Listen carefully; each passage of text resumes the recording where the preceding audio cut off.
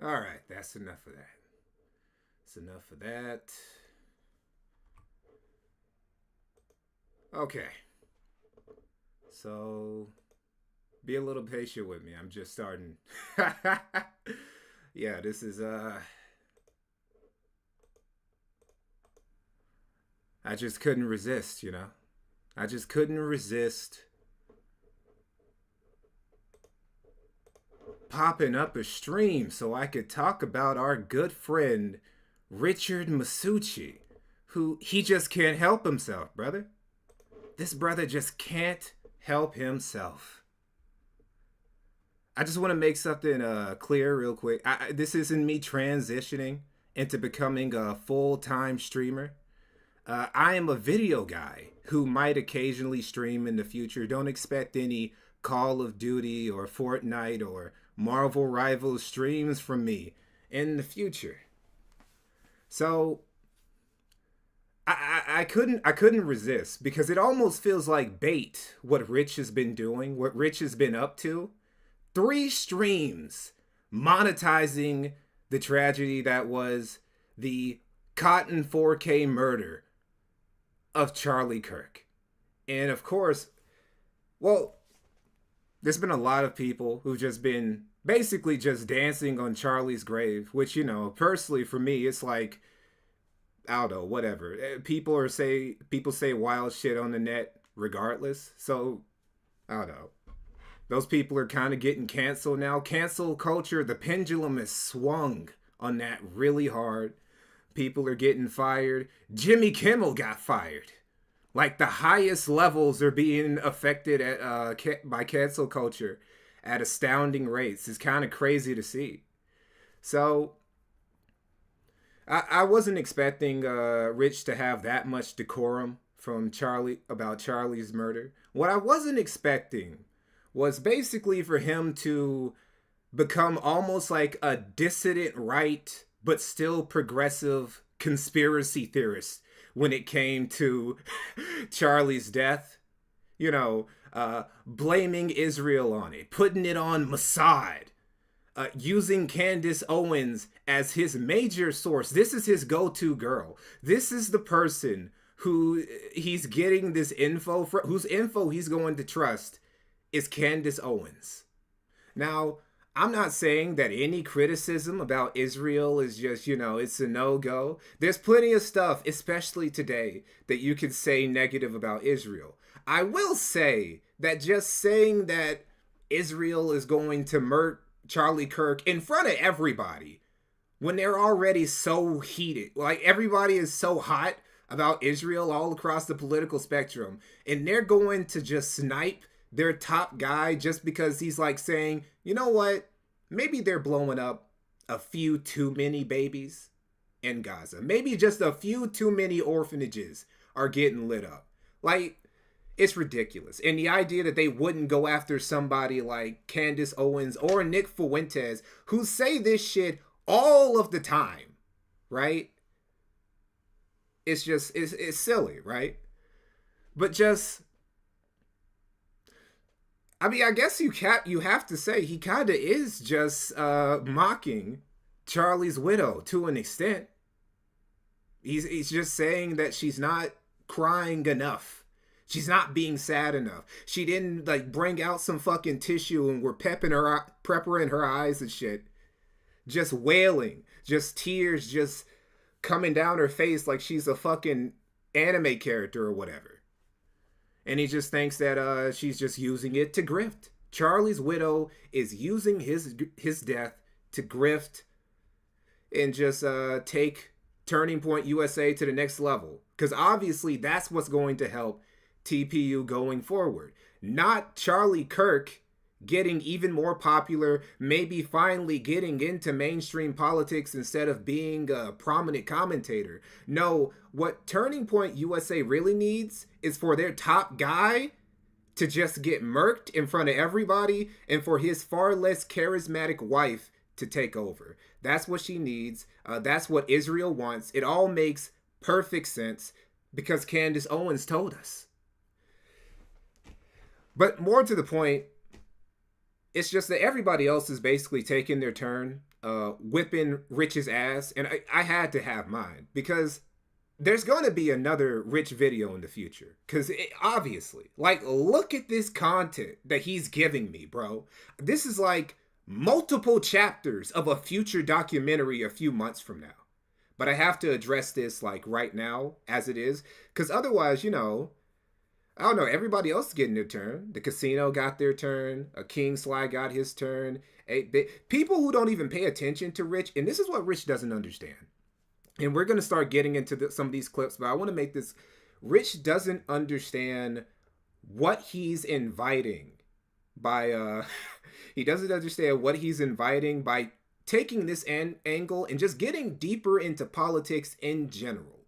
Because it was bad enough when he was just dealing with drama guys like me, right? When it was just dudes like me who just critique him from like the you're being a retarded lolcow angle. That was already bad. Now he's taking it to the next level. Now, not only is he getting really political, he's getting really disrespectful. Like, this is the most disrespectful shit that I've seen from a political person in a minute. And I have watched a lot of dissident righties. I've watched a lot of Nick Fuentes. Nick has very rarely, he's gotten this disrespectful before, but this is like up there, bro. And the fact that he doesn't back down, he's so stubborn about this one thing. This is the one thing, Rich, where you flip-flopping and pulling a Rich tomorrow, everybody would be cool with, because this really is a moment where you have to go, well, you know, maybe that was too much. Maybe I should just chill. Maybe Charlie's wife isn't pretending to be sad so she can sell some Turning Point USA merch. Maybe that's not what's going on. So, thanks for tuning in so far. Again, this is a full... he has gone into politics. He's gone into politics for a while. Rich has always wanted to be a political guy. Rich has always wanted to be several guys. He wanted to be a music guy. He wanted to be a tech review guy. He wanted to be a comedy sketch guy. None of those worked out. He's always failed. The only guy he's ever successfully been is a gaming news guy. And that's ironically the only type of guy that he doesn't want to be. He wants to be every other type of guy except the only guy that he's ever like managed to make a living off of. I don't know who told him that he could be a political commentator, but that nigga was lying. Sting Urameshi, what is your beef with RTU? He's retarded and he's fat. That's basically about it. Oh yes, rap music guy. Yes, he also wanted to be. He still wants to be a rap music guy. He's still trying. He's not giving that up. He keeps buying equipment so he can make more beats that all of 12 people are gonna tell him it's fire. It's crazy. Okay, so we got a couple things lined up here. We're gonna go through. He basically made 3 streams. He made 3 streams in a row where he was like, basically saying Charlie Kirk he didn't deserve to get killed. He was a piece of shit though. He keeps doing this. He's gonna do this a lot of times where he says first beforehand that Charlie Kirk is a piece of shit, but then he also follows it up with, but he didn't deserve to be killed. Because he has to make you know. He has to let you know that Charlie Kirk is a bad person before he goes in on why he doesn't deserve to die. When's the next Comicsgate video? I'm working on it. I'm working on a lot of future. I'm gonna work on a couple follow-ups, but it's like, the thing about it is, and part of the reason why I'm doing this stream, there's enough here for me to talk about, but not enough to put in the effort for me to make a video about. Because when I make a video about something, I'm putting a lot of effort, I'm putting a lot of time into that, and I'm usually covering multiple arcs. This isn't a saga, it's barely an arc. It's more like Rich is just chimping out. It's kind of like the week of humiliation. It's kind of like his week of humiliation where it's just like 7 days of him running the gauntlet and getting his ass beat by everybody. But it's just him. So it's not enough for me to make a video about, but I'm gonna stream about it. I'm gonna bully this dude for a little bit. But no, there will be some streams where I just decide that I want to stream about somebody that I can't there's not enough for me to actually make some real content out of them. Like, I really want to make something where I catch up with Dave Moscato and his shenanigans, because there's not enough that nigga, that is a very, very boring man. Very boring man who thinks that he's a woman. That's a very boring guy, but there's enough that I could make a stream where we catch back up with our guy Dave. But no, there'll be a future Comicsgate video. There are going to be a lot of follow-ups to some old content I made. I got something planned. I got some stuff planned about Nick and some of his groypers coming up in the following months. I got some content for y'all before the year ends. Don't worry. There's going to be a video dropping this month, so look out for that. Creeper Weirdo, thanks for the 5. You hear that he's going to a memorial to debunk people? It's insane that he's doing this. Great work on the Fuentes video, Mikey. Yeah, this nigga is crazy. He's gone cuckoo for Cocoa Puffs. I don't know, he says he's sober now. He says that he's not high all the time now. And I don't know if I believe him. Because it's ridiculous. But yeah. Okay, so we're going to get to his first video. Okay, so he made 3 streams. 3 streams where he's just talking shit about Charlie Kirk, where he's talking shit about Charlie Kirk's widow, and where he also, defends himself and says that there's nothing wrong with him talking shit about a dead man, and also making fun of his widow for, not being sad, and also, I don't know, blaming it all on Jews, basically. Even Nick Fuentes hasn't said this amazingly, for the first time in his entire life. I think Nick Fuentes has gone, the Jews didn't do this. I couldn't believe it. When I heard that shit, he's like, no, if it's anybody, it would be the Russians. That's what Nick said. And that's crazy. It's like, Nick is like, no, we can't just automatically blame everything on Israel, guys. Come on. So, I don't know. This is a bad look, Rich. So we're going to go through his first stream. The last stream, bro is speed running a lawsuit. Maybe. I think one thing that's actually to Rich's benefit is that he is so minuscule. He's such a small guy, figuratively speaking, obviously. Such a small guy in the grand scheme of things that I don't even think that, like, Charlie Kirk's widow would even bother. Like, it's not even worth it, right? It's like getting out a shotgun to shoot a fly. Like, it's not, they probably might not even bother. I mean, you know, they could just do it. It could just, like, do it just to silence his voice. But who the fuck is listening to ReviewTechUSA for political takes anyway? Like, it would be worthless. So, the last stream, the last of the 3 streams, really doesn't have a whole lot going on. There are probably only like 2 things we're going to go through there. But we're going to start here with It Begins, right? And this first part is pretty short, but I just want to illuminate something, very peculiar political take about Rich. And that is that Rich doesn't really have a mind of his own when it comes to politics. Rich gets pretty much all of his political takes from other people, right?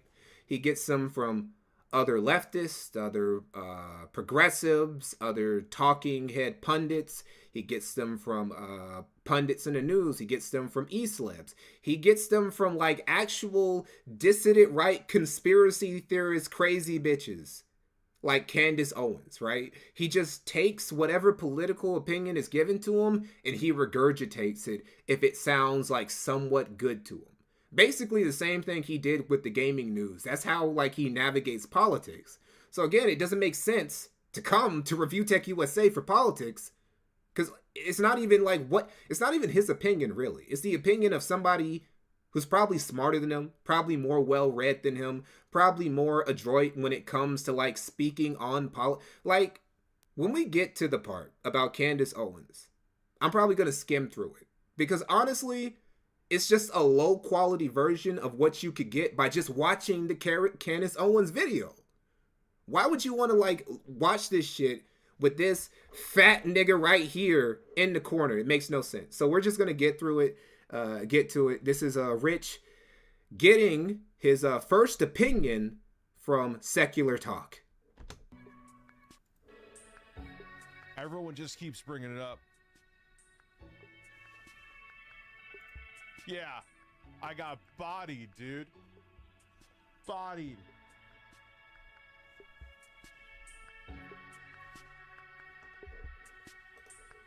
We're gonna have to turn the speed up because, come on, man. Yeah, and you know we can't play this dude at regular speed. Dead air dickers, we can't do that. No, I don't think he consciously self-sabotages. All right, welcome to the show, y'all.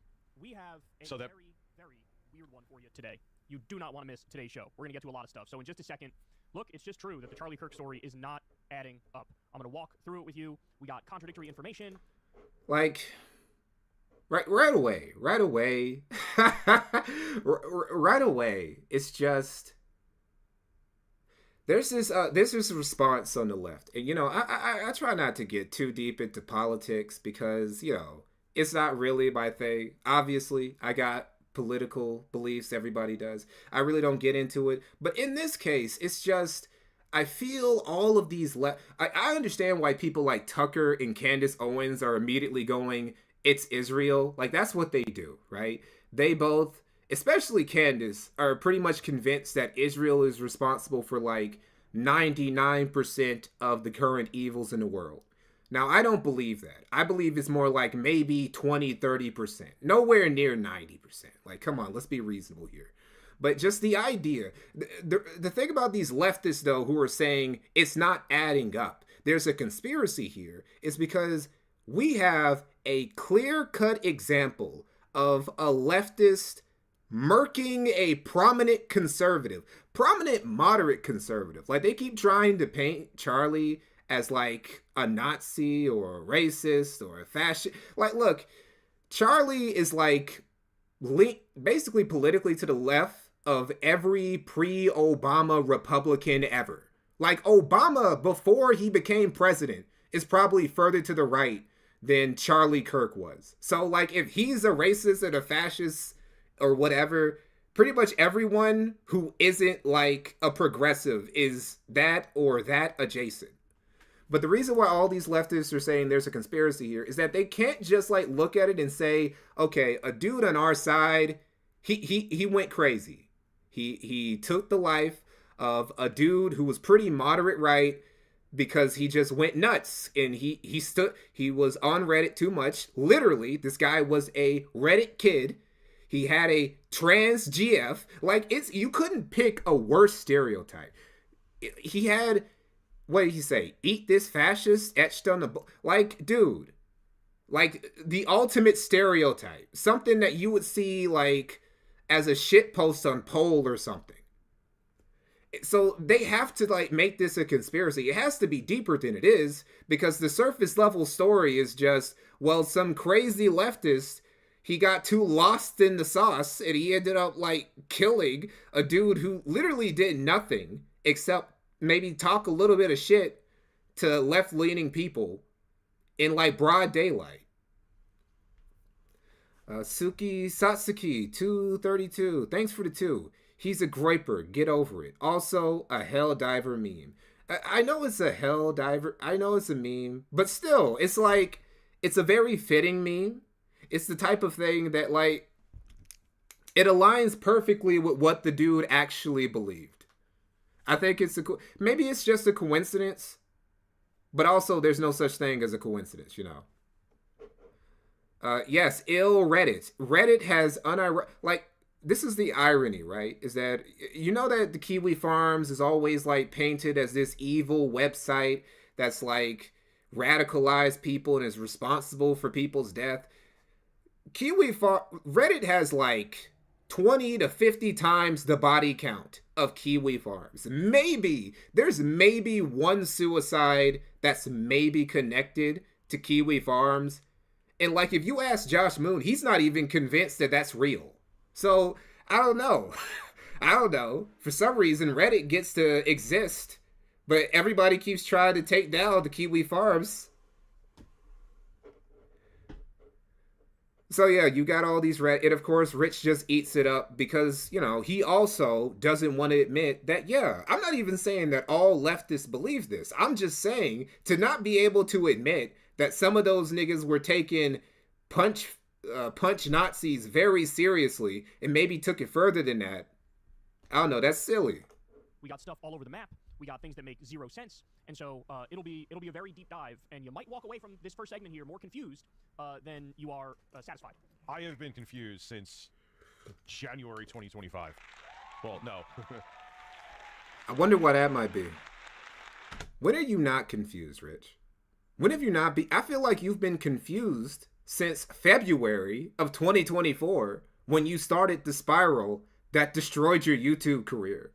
I think you've been confused ever since you like were convinced that you had to quit telling everybody gaming news for a living to make an easy paycheck so that you could, I don't know, start a rap career or talk about politics or do all this other shit that wasn't going to make you as much money and has done nothing but make your life worse. So we'll talk about that. Then we'll get to MAGA has decided to put the cancel culture on steroids and human growth hormone. Not only are they getting people fired for mildly criticizing Charlie Kirk, excuse me. Hold up. Oh, wait. Mildly criticizing Charlie Kirk? Nigga, you got people who are literally posting RIP bozo memes and like they work in public schools. Like, what are you talking about? Mildly criticize. Like, if there's somebody who, like, I don't know, was getting fired because, you know, I didn't like Charlie Kirk. I'm not gonna pretend like I'm sad that the dude got killed. You know, that'd be one thing. You could say that dude is callous, but you could say, okay, maybe that's not worth getting fired over. There was a teacher literally posted a TikTok of her dancing about Charlie Kirk dying. Come on, dude. Like, if this was on the other side, you know, I hate to do the whole, imagine if the shoe was on the other foot meme. But this really is a case that if it was coming from the other side, you would not tolerate this, Kyle. You wouldn't. They're also getting people arrested for criticizing Charlie Kirk. I'm not kidding. I've never seen anything this extreme when it comes to cancel culture. And these are the people, too, that, you know, if they were mocking someone, oh, you're so fucking sensitive. I've had him say it to me. So Night Rain is playable on Steam Deck. All right, yeah. Did I answer your name? Might have. Then it's definitely playable on there. Oh yeah, that's one of the him talking about That's one of the few times where he talks about video games in this stream. In this almost half a day, 12-hour live stream. Do you know how long that Rich actually talked about video games? In the same week that the Nintendo Direct happened. Do you know how often Rich talked about video games in this stream? 25 minutes. And that's not counting any of the stuff where he talks about Phil, because Phil time is not video game time. RTU would talk about DSP if Phil was literally taking a shit. Literally. Like, he only talked about video games 25 minutes. He said the words Nintendo Direct once, and then he never brought it up again.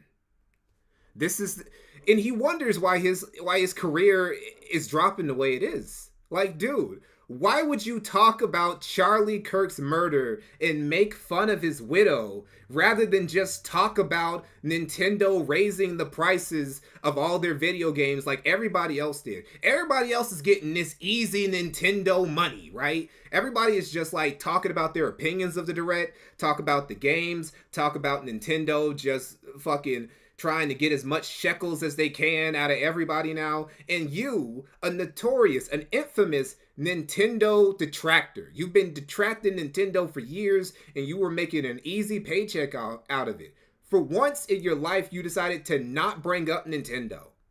And we're going to see at the end of this, because we're going to look at his social blade, and we're going to see what the consequences of this little tirade of his actually were. Now, I think that's enough of this. We're going to move on to our next clip, where in this one, this is actually it's very interesting, because this is where he goes in a little bit about, when I was talking about how Rich is starting to sound like a progressive version of a dissident righty, I wasn't joking. Being a notorious Mossad spy, dude. And that was Ghislaine Maxwell's dad, and Ghislaine Maxwell was dating Jeffrey Epstein. All this is just so come on.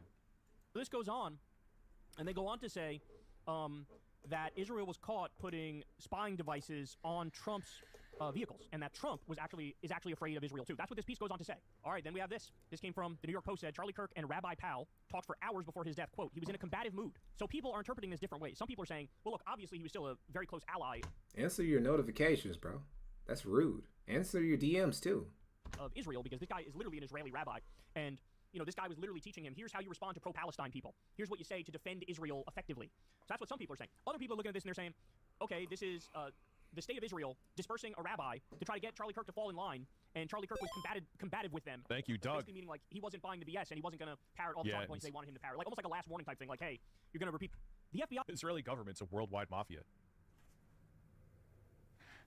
Thank you, Reptilian Richard. Your streams have improved a lot, Rich. I don't think you get enough credit for it. Well, thank you, man. I appreciate that. In coordination with state agencies, has formally opened investigations into multiple leftist organizations in Utah for possible. Thank you for being a member for 17 months, dude. I appreciate you. Advanced knowledge of the Charlie Kirk incident. There's fucking zero evidence that any left-wing organizations were involved, and they know that.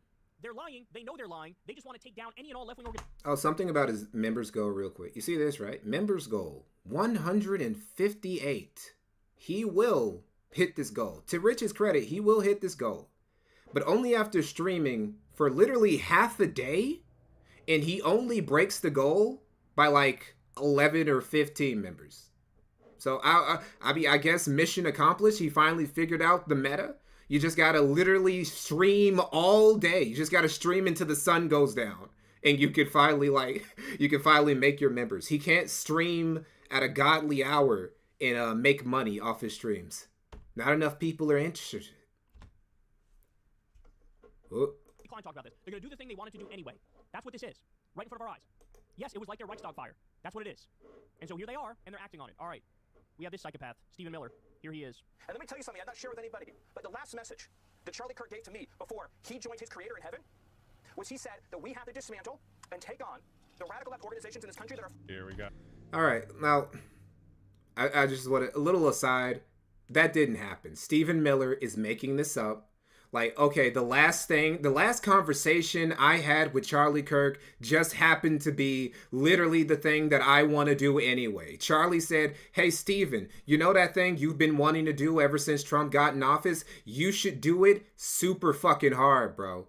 And I would support that. If I were to die, like, later this month, that's absolutely what I would want you to do. Like, come on, bro. That's, like, that's ridiculous, Steven. Come on, focus on illegals, brother. Violence. What a coincidence. The thing that you wanted to do, Charlie Kirk, his last thing he said to you was do that thing that you've always wanted to do, sir. Yeah, fair. See, Kyle gets it. Message that he sent me before that assassin stole him from all of us. And we are going to do that under President Trump's leadership. And it's not even out there that he was left-leaning. I don't care how. It could be a RICO charge, a conspiracy charge. But see, that makes me question, too. If there's all this stuff coming out that at least his family... Ada, thank you for being a member for 42 months. I appreciate you. That's insane. Conspiracy against the United States, insurrection, but we are going to do what it takes to dismantle the organizations and the entities that are fomenting riots, that are doxing, that are trying to inspire terrorism. Bringing up doxing is mental, because there is a whole giant outlet that is now dedicated to doxing anybody and everybody who even mildly criticized Charlie. Even people who said, damn, I didn't know you live stream. I don't. I'm only doing this because Rich he brought me outside. Perpetual victimhood. I couldn't help it. I had to take the bait. He put it out there. I gotta go and take it. Things I question, like, if this was all an Israeli plant, wouldn't they just try to make him out to be as left-wing as possible and have all that ready to go to push the narrative? It's so much stuff doesn't add up and make sense. Yeah, it's almost like it's a fucking conspiracy theorist, but he's gonna believe it anyway, right? So we're at the level. We're now at the level where we are just believing in the FBI is just doing these glowy ops and they're coordinated with Mossad to go after people who are criticizing Israel just a little bit too much. You know, come on, man. We don't need Palestinian barbecues like every day. Come on, man. Stop shooting all of the old ladies. Leave some of them alone. Let some of them go to the grocery store without being accosted by some IDF dude. Come on, man. This is where Rich is at now. So, what somebody said, dissident left? Yeah, he's a dissident lefty. I think we're seeing... Well, it probably already existed, but we're seeing the true origin of what will going forward probably be known as the dissident left. It's kind of amazing. This is kind of like an amazing thing on Israel's part, is that the left wing and the right wing, both fringes, can like come at like their opinions on Israel from completely opposite angles, and then they still come to the same conclusion anyway. That's kind of amazing on Israel's part that they managed to pull that off. They managed to like get the far left and far right to agree on something. So we're gonna head on to our next clip. Now, this actually doesn't have anything to do with Charlie Kirk or his widow or his tragic death or anything. We're taking a little aside to go to Rich talking about Keemstar. That show. Rich is gonna be talking about Keemstar and LolCal Live, and he's gonna say something that is very. Well, it's very ironic. There's no point in calling out Rich for hypocrisy. I learned this a while ago. There's no point in calling out somebody like ReviewTechUSA for being a hypocrite, because Rich doesn't have the self-awareness or integrity to care about being a hypocrite in the first place. He's low IQ. He has low integrity. He has low self-awareness. The only thing that's like he has a large amount of is like an ego, and this is why he ends up so stubbornly wrong about shit all the time, right? But still, even with that being the case, just catching him in the act of being like super zero self-awareness, major hypocrite, is still funny to watch. Persuaded to give them $250. I mean, this is a pretty deep conversation, but I still need another 50 bum. We're like 30. And I don't e-beg anyway. Come on, bro. There's no way he just said that and he believes it. There's no way on God's green earth that this nigga just said, and I don't e-beg. Like, Rich, what the fuck? Like, he thinks that nobody is paying attention. I know he watches detractor content. I know he does. There's no way he hasn't seen some detractor. He hasn't seen me. He hasn't seen King Sly. He hasn't seen the casino. He hasn't seen somebody bringing up a clip or bringing up the fact that he is an e-beggar, bro. Like, one of the earliest sins you committed, like early on in your YouTube career, back when people still liked you, was that you were an e-beggar. You e-begged for a camera. And you tried to fucking use charity to get away with it, dude. You were one of the most notoriously log-running e-beggars on YouTube. It's just like, unlike Phil, you were just good at hiding it. See, he's a skilled stealth e-beggar. That's what Rich is. He's always been good at the stealth e-beg. But eventually, he got too impoverished to be able to, like, hide it. He had to e-beg so often that just the stealth e-begging he was doing, it didn't work anymore. He eats eyes? Yes, he does eat eyes. I swear on my daughter's eyesight. Rich, we see you. Unlike your daughter, we have 20/20 vision, brother. We see the e-begging all the time. We see when you change your goals. We see that, bro. Mighty Pingus, love the docs, dude. Shout out to the casino for putting me onto them. Hey, shout out to the casino for putting everybody onto me. That was a very great. I'll be honest, I've actually been put on quite a few times. I'm very grateful to people who given me that. Keemstar, the Kino Casino, King Sly, like everybody. Anybody who's watched one of my docs, or has told anybody else to come watch one of my docs, I appreciate it. So that was Rich not having any self-awareness about the fact that he's an e-beggar. It's only a crime when other people e-beg. He can go at Phil all day, every day for being an e-beggar, but if he does it, it's not really e-begging. I don't know what he calls it, but anyway, on to our next clip. So, you guys, we're gonna skim through this because I know a lot of you guys. I know I have like a lot of people who also watch like the Kino Casino, King Sly, and them. So I know a lot of you guys have already seen Rich lambasting Erica Kirk for not being sad enough at Charlie's eulogy. She just, I don't know, man. I didn't see the waterworks. Why weren't you crying? See, Rich is an Italian. He needs everything to be super expressive when somebody's being sad, right? He needs all sorts of expressiveness. It's not enough for somebody to be like quietly sorrowful.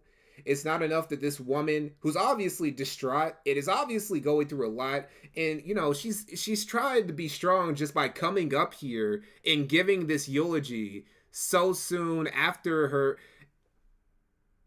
It's insane to me. It's insane to me because Rich got this idea. He's gotten all these ideas, this conspiracy about how she's faking it, about how she's just using her husband's death to grift. He's got that from other like progressives. Other progressives looked at this and their first instinct were to think, man, this bitch is faking it. I don't see any tears. She's acting. This is what their first instinct was. So we're going to skim through this because a lot of you guys have already seen it. And we got a lot of other stuff we got to go through, especially the second stream. The second stream is when I'm going to start taking some more time because I really want to like go through how insane some of the shit with Candace is.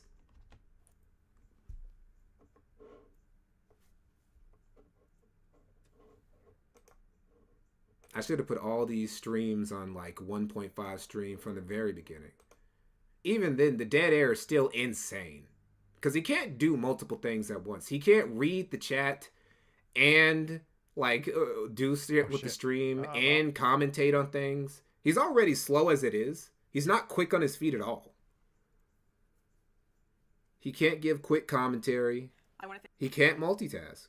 Oh yeah. So what made me do that is someone wrote to me, "I pray you never lose a spouse in your lifetime," and which that'll never happen because Rich never married his baby mama. I still see people saying, talking about Lauren like she's Rich's wife. Lauren was never Rich's wife. They were engaged. And is it really even like an engagement if you know that like Rich was never serious about it to begin with? He's never made an honest woman out of Lauren, and he never plans to. He was just putting on. He just called her his wife. I don't know, probably because she pressed him into it. She wanted the commitment. She should have known better. Rich can't commit to anything. He can't commit to anything except, I don't know, reading, gaming, except doing the easiest job in the world. That's the only thing he can commit to. He can commit to like not doing the easiest way to make a bag on Earth. Just reading video game articles that somebody else wrote for you. You're missing the point completely, which you are, but just, I'm not taking away that she lost a spouse, but just watch. Just fucking watch.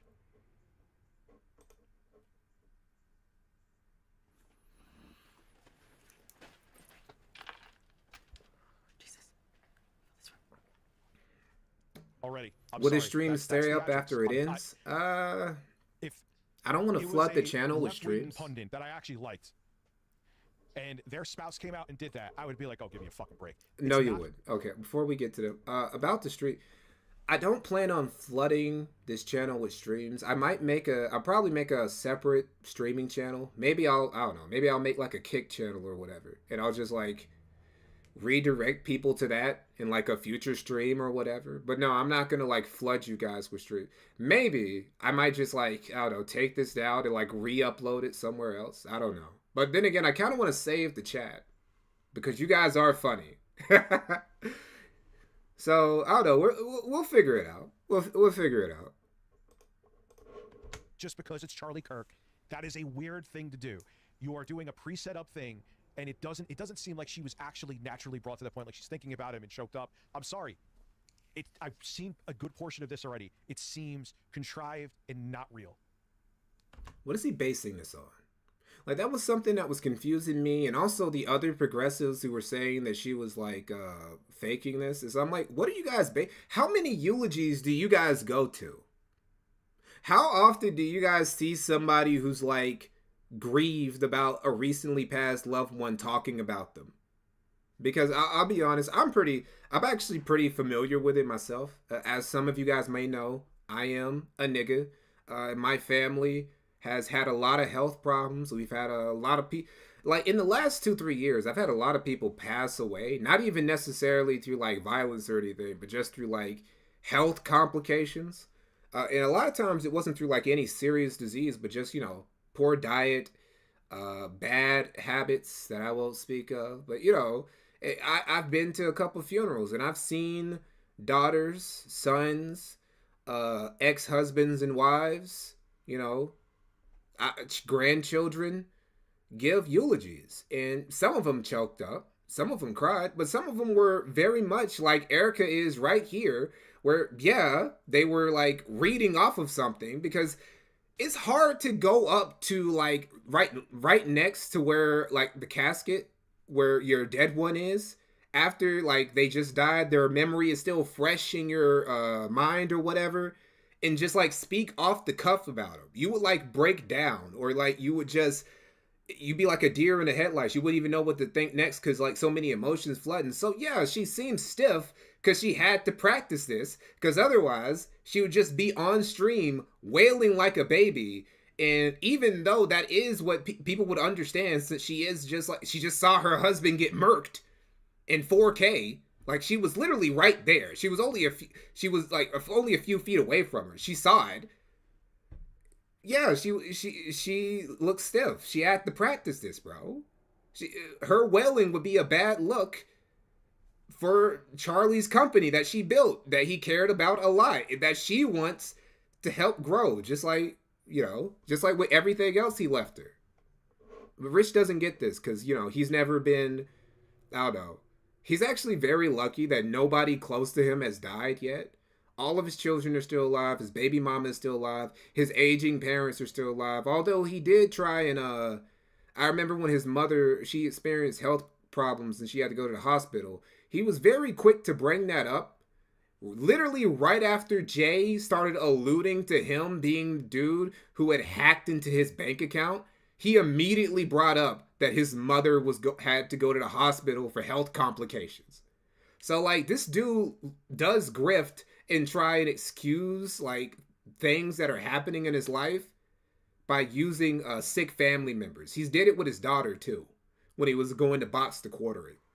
So he literally has no place to criticize. He's one of the least qualified people to talk about this. None of the people who are saying this are qualified, but he's like last place of the already. He's like in a marathon. He would be like the dude who comes all the way at the end. He's not even with the other joggers, right? He's basically like speed walking while everybody else is jogging to the finish line. That's Dickers. But he's just gonna talk. He's just gonna hold his chest out anyway and just say, "Hey, this bitch is a phony." Good evening. My name is Erica Kirk. Charlie Kirk is my husband. And she just went to that. She seemed like she was going to be on the Sneetburger syndrome for the 2. Thank you. The casino has taste. Glad they shouted you out. Dude, come on. I'm glad too. We're fucking 2 seconds into this. This is all dead air. Bro, how does he do this, dude? How do you, like, with a straight face, accuse Keemstar of being an e-beggar and accuse Charlie Kirk's wife of having dead air? How do you do that, dude? How do you do that and, like, not something in you doesn't go, maybe I'm not the one to say this. Maybe I should think more carefully about my words. Maybe, you know, maybe I'm a pot calling a kettle black right now. I can't think of anybody. You know, maybe the quartering. Ironically, the quartering is one of the few people with as much dead air as Richard. The quartering in DSP, those guys are like the triumvirate of like dead air streamers. You can get like, you know those YouTube videos where it's just like a blank screen and there's no noise? You could like make the audio for that just based off of the dead air of the average RTU, DSP, or the quartering stream. These niggas have so much dead air. It's ridiculous. And again, she has a good reason for having dead air. Like, this is still bothering her. This was fresh. Her husband is like fresh in the ground, bro. I first want to thank the local, state, and federal law enforcement who worked tirelessly to capture my husband's assassin so that he can be brought to justice. I want to thank the first responders. Yeah, well, Peter Thiel owns a portion of YouTube, anything and everything, so... Does bro read chat? Yes, I do. He's a shareholder, I believe, here, so... Responders who struggled heroically.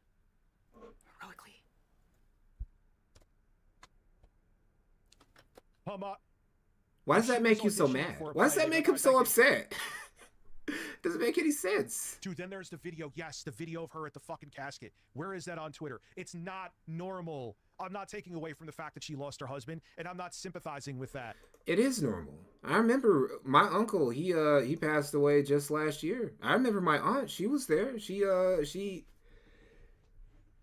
kissed his forehead just before they closed the casket.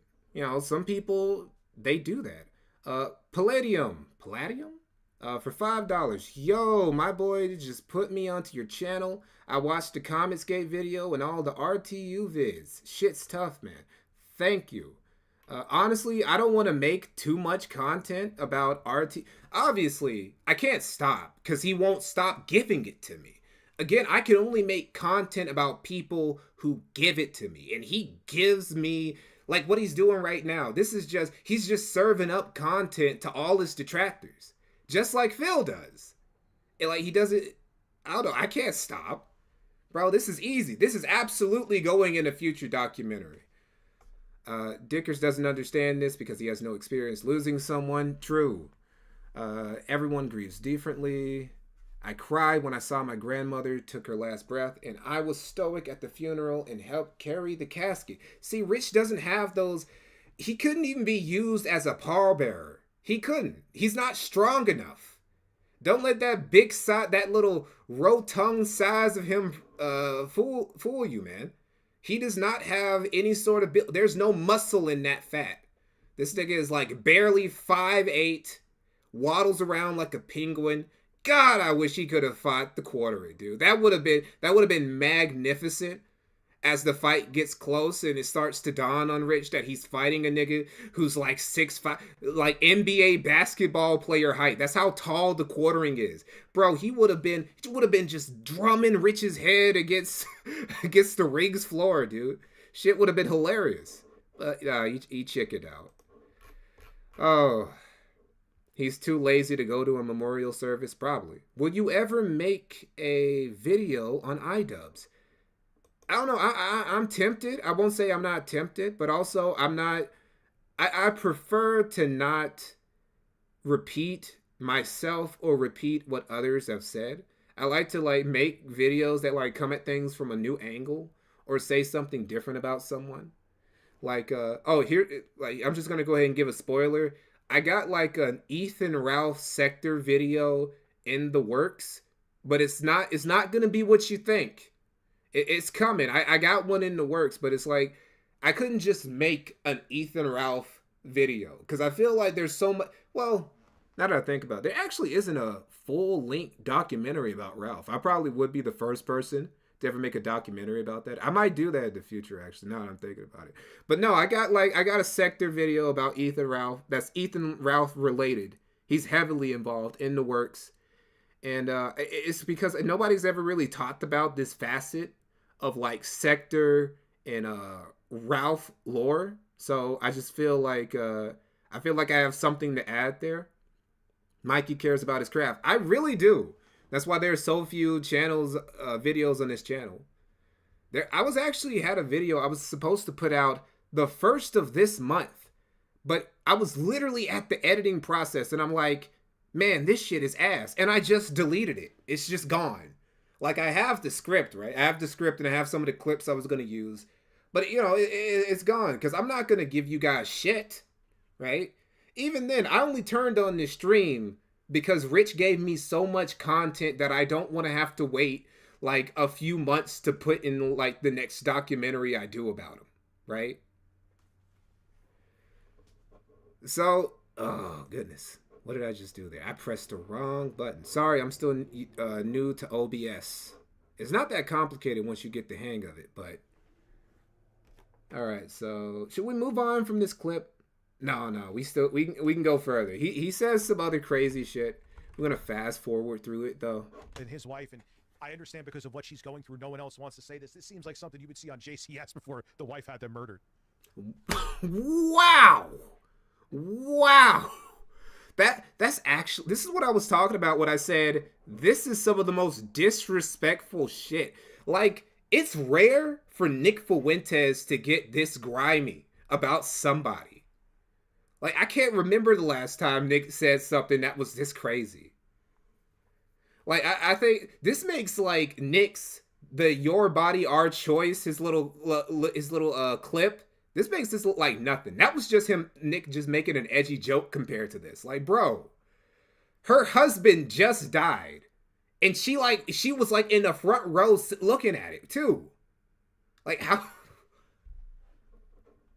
Like, he has no empathy for people he deems like not on his side. He's one of those people. It's the reason why it's the reason why he was able to turn so easily on Jay.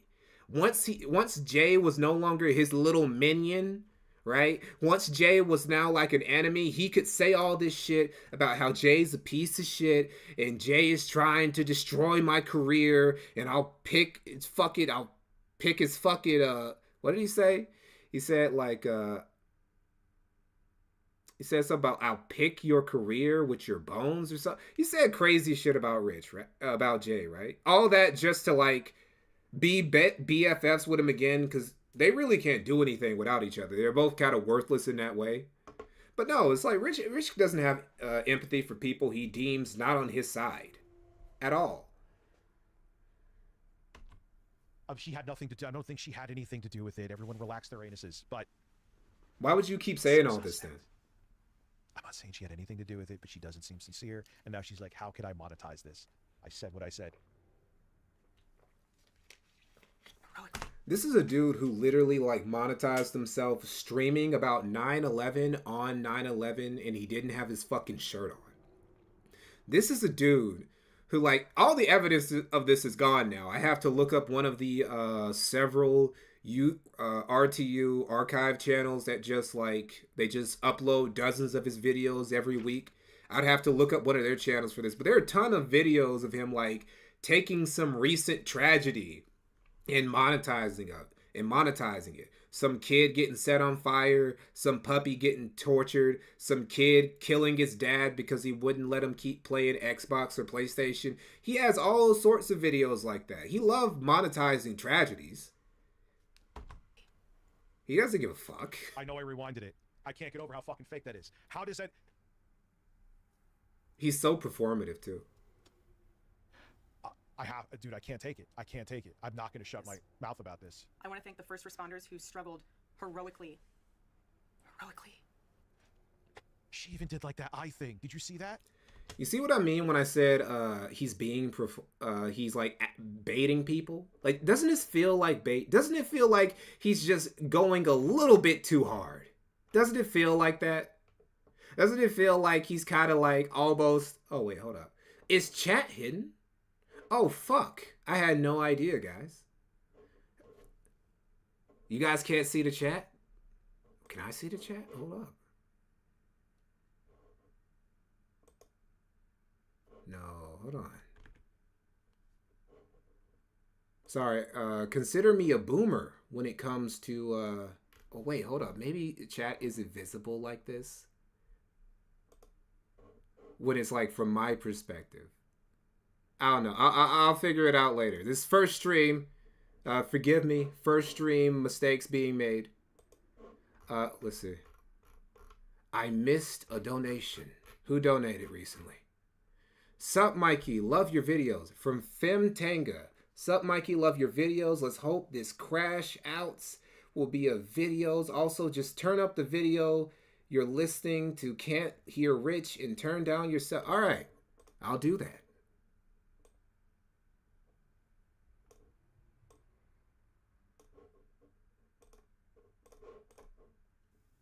Okay, how does that sound? Does that sound better, guys?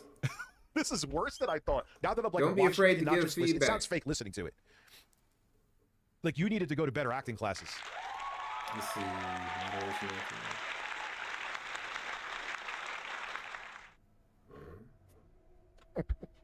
To save Charles's life.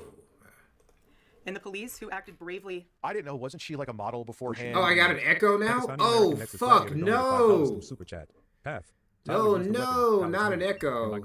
That's not good. Yeah, I agree with you. Still disagree? Oil up, wrestle, kiss, feast. Now we got an echo. Now, listen, how am I going to fix that? To oil up and wrestle me.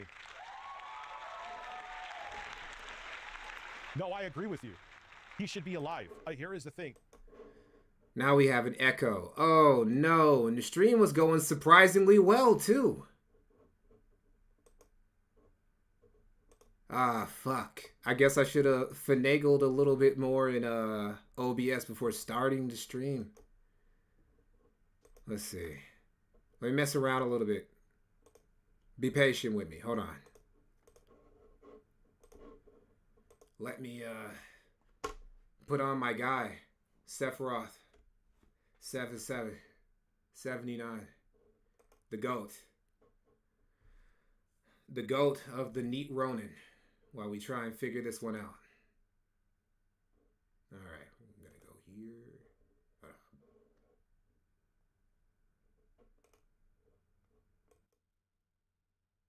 Okay.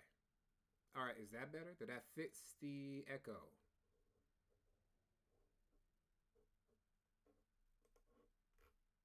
Okay, did I fix the echo, guys? Okay, so you guys can still hear me too, right?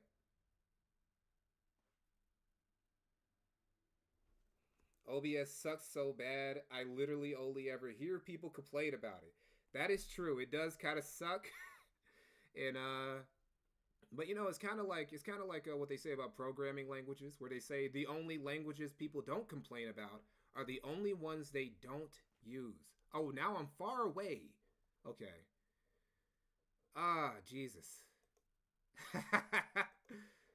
Well, hey, better it happen now and we figure it out than we happen later when we have even more viewers. So we're going to turn this and...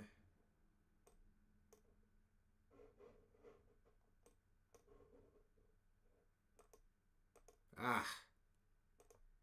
Okay. How about that? Is that better? Is that better, guys? Can you hear me now? Okay, I got it. All right. Now, okay, back to Rich.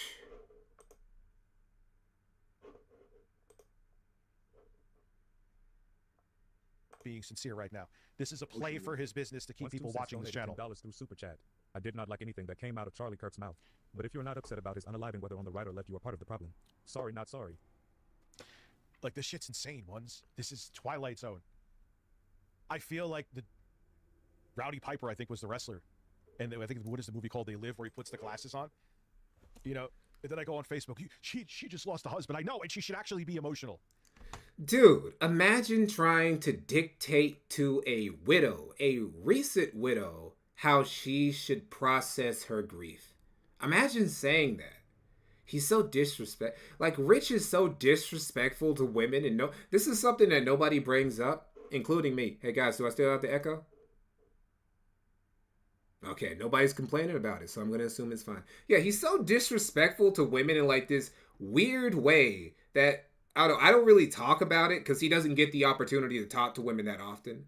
But it's like when a woman turns him down, it's the same thing with like he doesn't have empathy for people he deems aren't on his side. He doesn't like treat women with respect that he deems like, I don't know, won't give him a crumb or something like that, right? It's like, who are you? Who are you to tell this woman how sad she should be, what her sadness levels need to be at, how many tears she needs to drop per hour? We're gonna fast forward a little bit. Am I going crazy? Yes, actually. Yeah, you actually are going super crazy. I wouldn't say, maybe this is a crash out, right? No, I won't say it's a crash out because he's not angry. A ReviewTechUSA, a proper ReviewTechUSA crash out he can't even stream properly when he's having a real crash out. He has to stop the stream. I feel a crash out is coming though. I feel like, because he is inviting some very, very bad shit, you guys. This dude, he has no idea. Like, being a political dude is way rougher, especially in this sort of climate, especially like right now. Like, the political climate was already rough. Climate within the last 2 weeks, terrible. I would not want to be a political streamer right now. Shit's getting heated. And he's trying to invite some people who are going to give him way more problems than guys like me or King Sly or the Kino Casino or Smash JT or 8-Bit Eric or whoever have ever given him. We're just drama slop. We don't even care that much, bro. If you stopped acting retarded, we wouldn't even like be worried about you. You're inviting people who are like very fine with ruining somebody's life for being their political adversary. I don't think you're ready for all that smoke, Rich. So, yeah, that's basically how Rich got down. Just shitting on Charlie Kirk's widow. And he did this for an hour, almost. About an hour, just him saying that a woman grieving because her husband died and she was now left a single mother who had to carry his legacy and his company all by herself. He basically did that for an hour. And people shit on him. You can see, I'm sure a lot of you guys have already seen like the Kino Casino talk about this. I'm not sure if they've like uploaded the clip of them doing so. You can go check out Sly doing it too. But we're going to move on now to, this is something that was very fun. Near the very end, he was seething at Stuttering Craig. Oh, buddy. How did Dickers make 3 kids with the Masucci Micro? Well, look, dude. Ethan Ralph has the Memphis Micro, and he produced 2 kids. One of which with like a barely legal chick. I don't know, man. Just something about these small dick niggas. They be slanging it. They be slanging all 2-3 inches, and they be getting results. It's not about the size of the girth, guys. Sometimes it's the motion of the ocean. And also, you know, targeting women with not a lot of options and very low self-esteem. Will you ever do a video on the great schizo crash out of What If Alt Hist? Oh shit. I actually might, because I know where I can find archives of the shit he deleted. That would actually be, I don't know, that'd be a fun one. Cause bro went off. What was it? He went on like some drug binge or something, and he ended up telling us a bunch of shit that he wasn't supposed to do because, I don't know, he was like at a heightened level of consciousness, and then he came down from his high and he deleted it all and said it was all just a joke. He was just memeing. He was just memeing about all that shit he said about his family and whatever, about him like being, I don't know, what do you call himself, like a god? He said he was divine or something. It's crazy. Anyway, we're going to get to Rich seething about Craig real quick, and then we're going to move on to the next video about Candace. Alright, let's see this heartwarming moment with Stuttering Craig that I'm sure has zero hypocrisy in it, and he will be totally neutral and level-headed. Right? Why would he be neutral? Why is everyone else supposed to be neutral and level-headed except you? You can say whatever you want, as biased as you want to say it, as hot-headed as you want to say it, with no consequences. But I have to be on my best behavior and give you the benefit of the doubt. Nigga, fuck that. I would be as, like, pig-headed as you are. And I'm going to be better at it because I can actually multitask. I can read the chat, Rich, while I also talk about your fat ass. I'm sure that's all we're going to get here, right? I haven't watched this, so maybe that's exactly what we are going to get.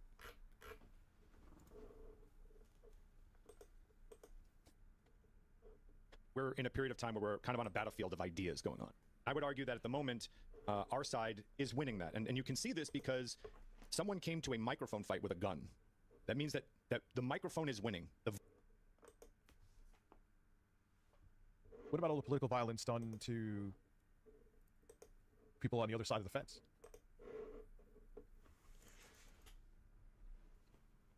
Why is it's always selective? Voice of the people is winning. The hearts and minds of people are changing.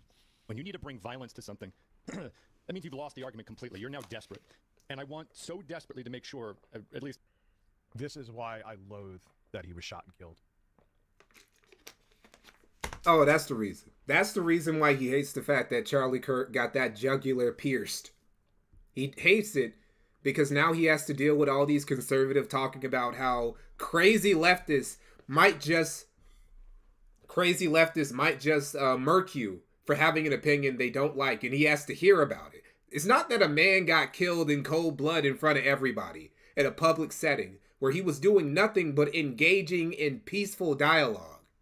It's because now there's like consequences for progressives. And Rich has to hear about it every other day. Because now a lot of people are already doing it. Why do you think people are coming after me saying I'm heartless and shit talking about him? Their brains shut off. Maybe it's because you talked for like an hour about how a widow was faking her grief about her recently deceased husband who she watched die in front of her. Maybe that's why they're saying you're cold-hearted. When you kill someone, even if what they're saying is hate speech, and Lord knows Charlie said some fucking hate speech, now it's like, wait, they wanted to silence him. Now he was speaking the truth. Now he's going to be a hero. Now, look, again, going back to you can't talk about him. Use fucking words. Use words. In my opinion, that we stay on that because we've been gaining ground.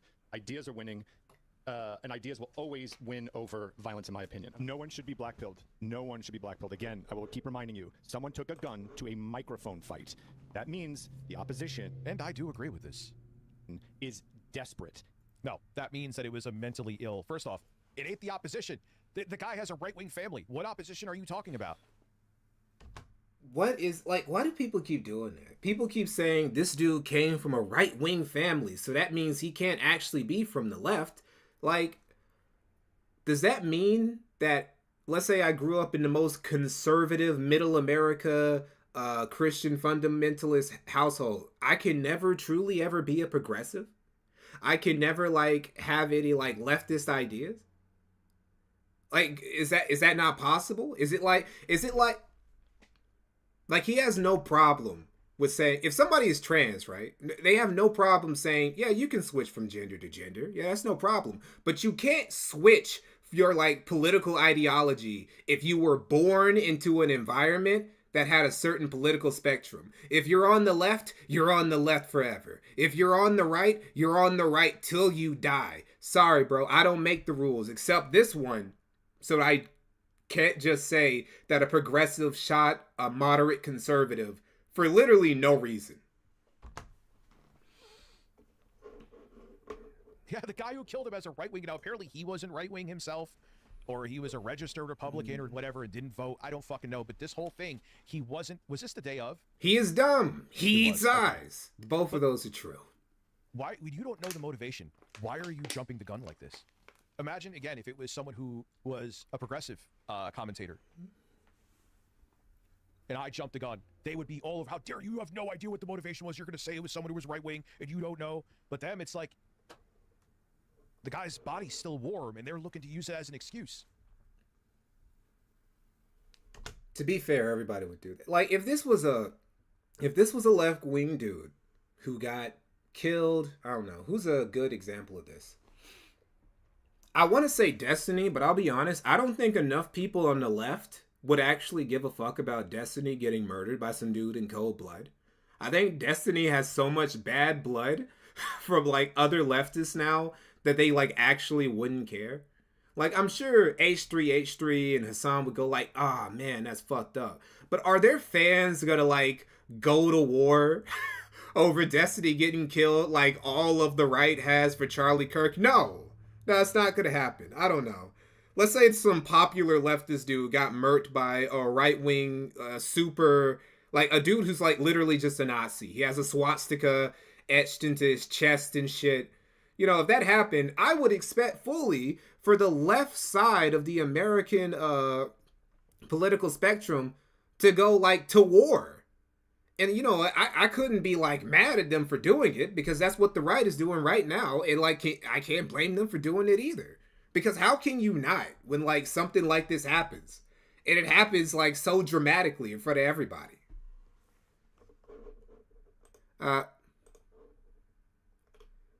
Hassan Chop.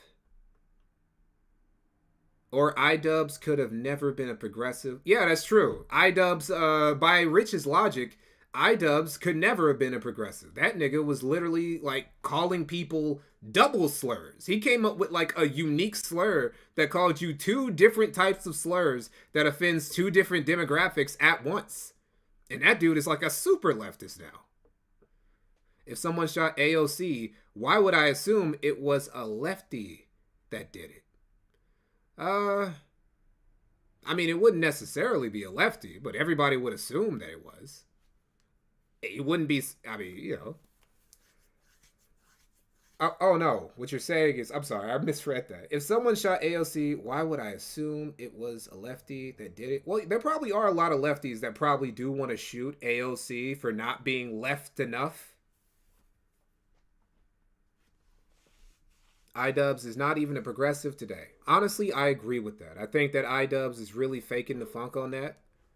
I feel like iDubbbz is a more extreme version of Rich, where Anissa hollowed out his soul and his mind. So now he's like just her little golem, and he just adopts whatever beliefs that she has. If Anissa decided tomorrow that she was going to be basically just the Canadian, hold up, I was gonna say the Canadian Lauren Southern, but Lauren Southern is the Canadian Lauren Southern. I keep forgetting that. If she was just gonna become Lauren Southern 2.0, right? If Anissa decided to do that, iDubbbz would become the most right-wing motherfucker on YouTube, because that's the direction his wife went. He's just like Rich in that regard.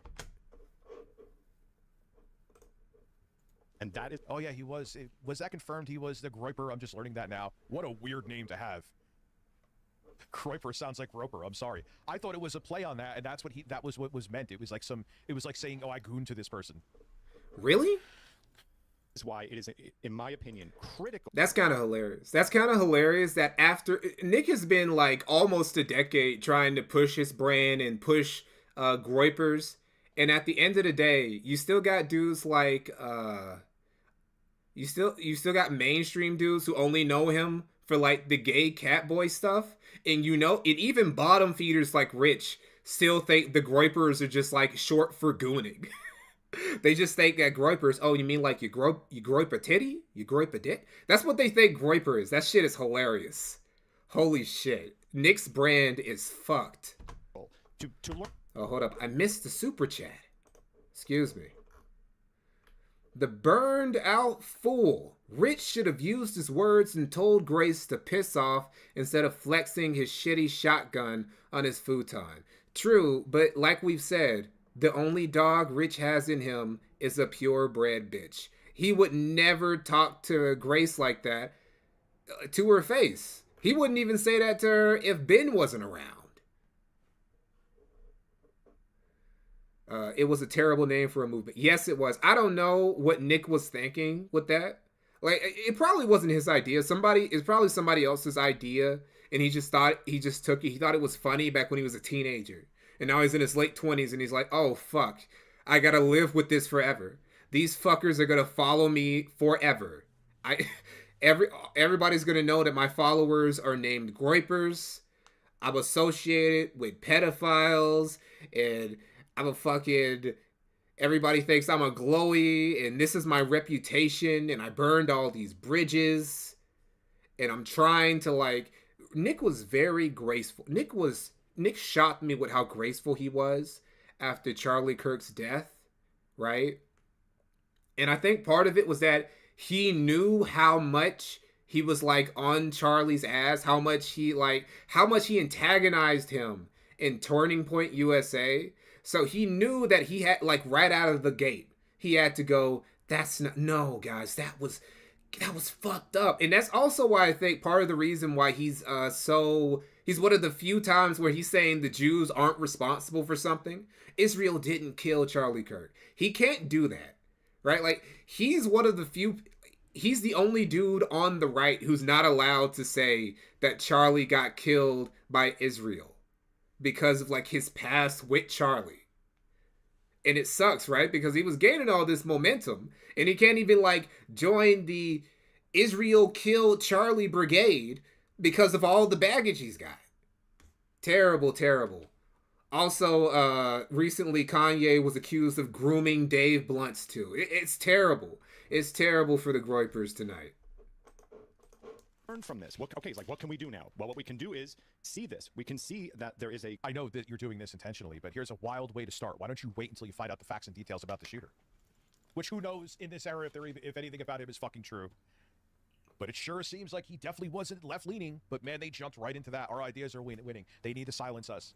All right, the guy had a right-leaning family. Shh, don't say anything. Don't say anything. We don't really care. We don't care at all. We just want to move forward our agenda and crush our enemies because I don't know. Wish Kirk clearly effective using his voice. Let's get more microphones. Let's not shy. I would love to have. How many times? And I'm not even. How many times do I invite people on? Even if we get into a shit show, you'll walk away alive. None of them ever take me up on it. Bro, like, dude, you have gone out of your way to have multiple showdowns with multiple, like, detractors for no reason. You don't have to go on their program, on their platforms, and you don't have to invite them onto yours. You do it anyway, and like 99% of the time, they end up clapping that ass. I can't remember the last time you won a fight. What, against Phil? And really, I'm not even sure if I want to count that. One, because it's DSP, a fucking toddler who just got like a Blue Yeti mic could probably beat DSP in a debate or whatever. Two, Phil actually didn't come on that stream. Phil didn't want to fight with Rich.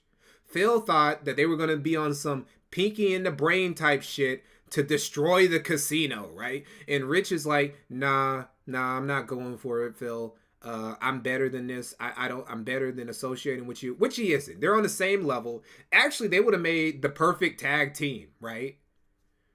They actually would have made a pretty good duo. They still wouldn't have done. They would have been basically like the anti Warski and PPP when you think about it. They would have been like Wario and Waluigi to the casino.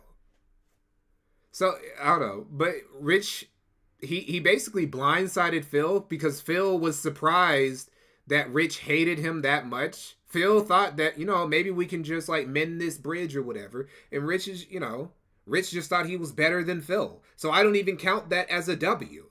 So for this dude to like come out here and say nobody's gonna take me up on it, nigga, anybody would take you up for it because they're gonna win. I would take you up for it. Rich, I'm telling you this right now, bro. If you like come to me and say, hey, come on my stream, nigga, I will be there.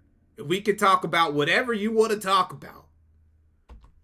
Except Ames, but Lord, come on. Yeah, gaming podcast, by the way. If that's a gaming podcast, this is a fitness podcast. Inspiration. The voice is working. Let's get that message more out there, and that's what I'm hoping that we can do. But don't worry, though. He has Mike Tyson's Punch-Out playing in the background, so obviously it's a gaming podcast. Duh. Do not get blackpilled from this. Obviously, this is horrible, but look at this as, obviously, we're effective. Look, we won it. I'll say from my side, we won an election. We're starting to see... But I'm sure some of them love the math. How many millions of people are going to be kicked off Medicare, Medicaid, and Medicaid? Feelings on the side. To me, too. Everyone is that. Anyway, the rest of this is just him whinging at the panel. Now, before we get into the Candace stuff, guys, I'm going to take a little break, right? I'm going to give you guys some more of our of Sephiroth here, right? And I'm going to leave you guys for just a few minutes to do some things and also figure out a way to get chat on, because I want you guys to see what you're saying.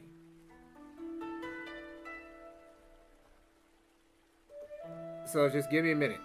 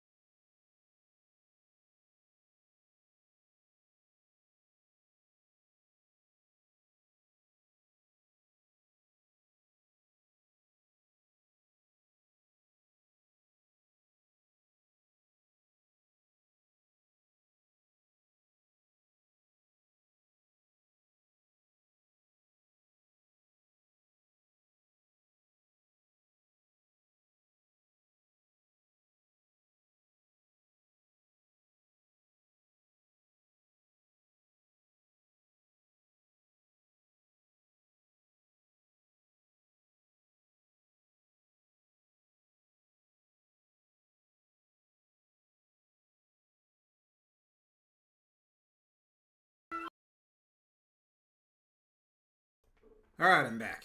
All right. Now,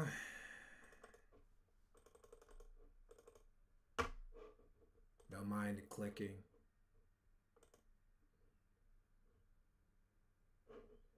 Nah, we're just gonna have to.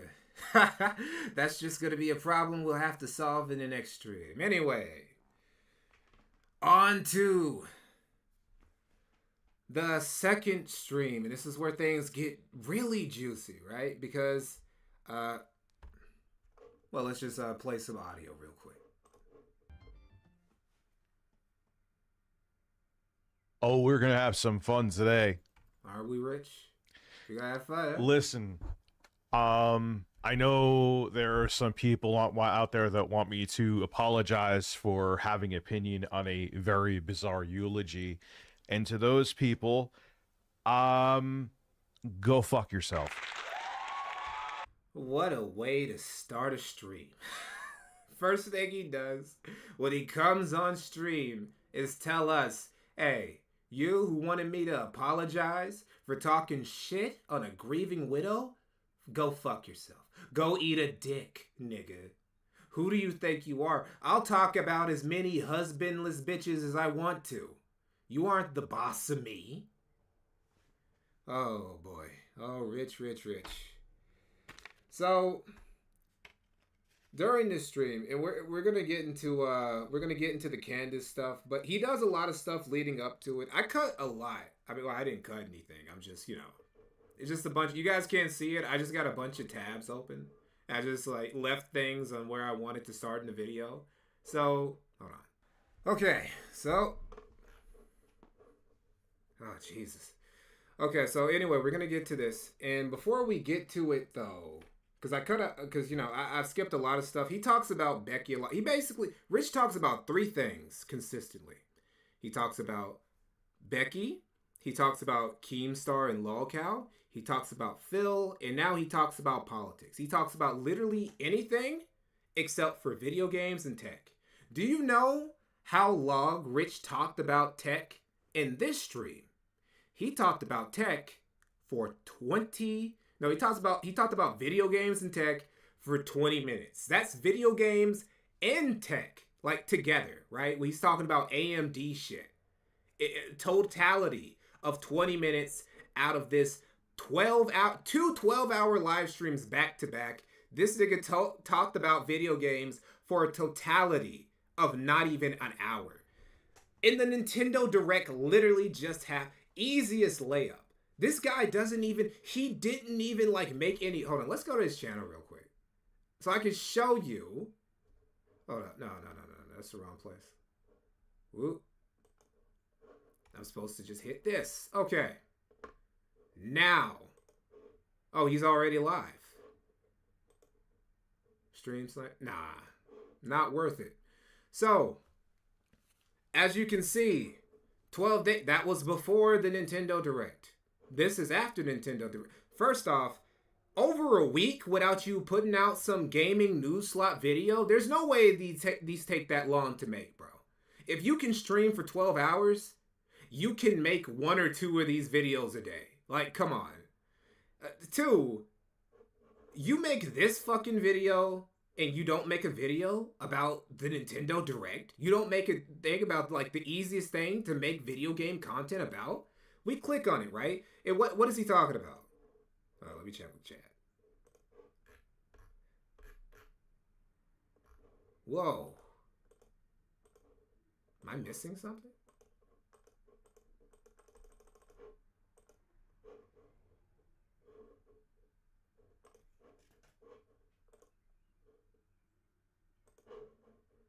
Okay, so we get to this. What do you do? What? It is not easy. First thing is about Phil. First thing is about fucking Phil. That's all he talks about. Phil, Becky Boot, Lolcow, and politics. That's all he talks about now. So, moving on to Candace Owens. Maybe if I were just... Is there a problem going on here? Oh, wait, hold on. What the fuck? I'm so sorry, guys. God, I fucking suck at streaming, dude. God, man. This is what happens when you try and do something for the first... This is what happens when you try and do new shit. God, dude. That's so embarrassing. Okay, so... Oh...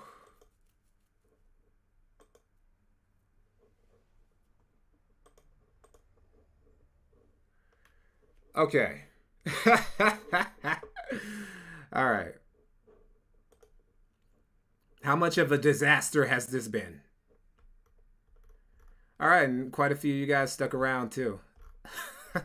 Okay, so now that we're back. All right, how many super chats did I miss? How many?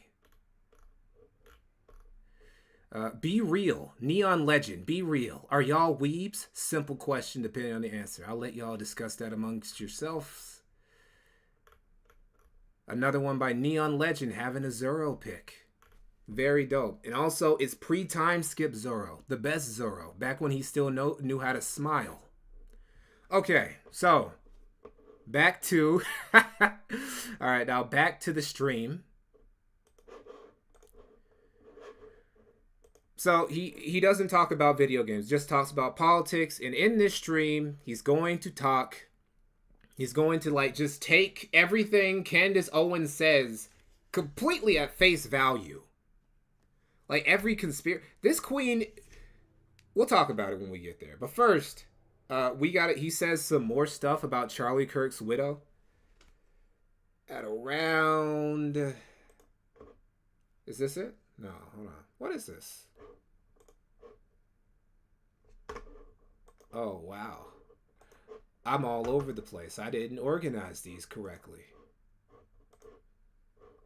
I'm not that old, but there's just something about OBS that makes you feel ancient regardless. Okay. So, I don't know what all this is about. Let's just click through. Let's see what was I thinking when I made these? Maybe they could... Oh, maybe they could share eyeliner. That would be sweet. She should have more children than she has houses. That is my challenge, Taylor Swift. And yeah, and it's what I wish the people that are coming here and fucking being lunatics would understand. What? Dude, it's insane, bro. Like, look. If you're going... At least, like, read through the chat. At least read, like, some of, like, the non-paid donos, bro. Don't just fucking... Don't just do that, dude. That's so annoying. That dead air, it's crazy. Okay, so... Again, Neon Legend, just making it rain over here. Well said, fellow weeb. Who said something?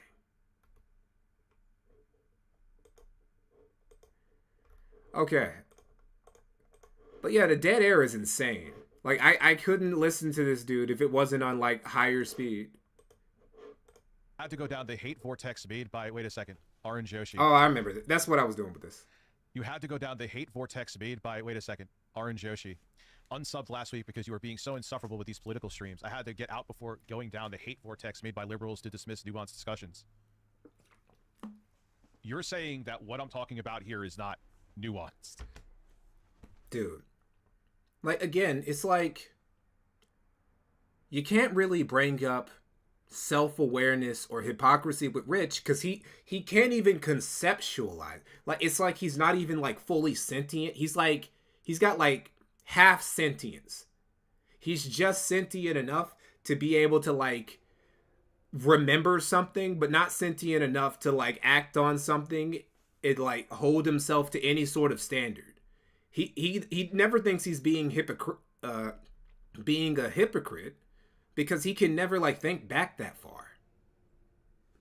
He can only think in like the present. He can think about the present and he can think maybe like a few steps back into the past, but he can never think beyond that or ahead of that.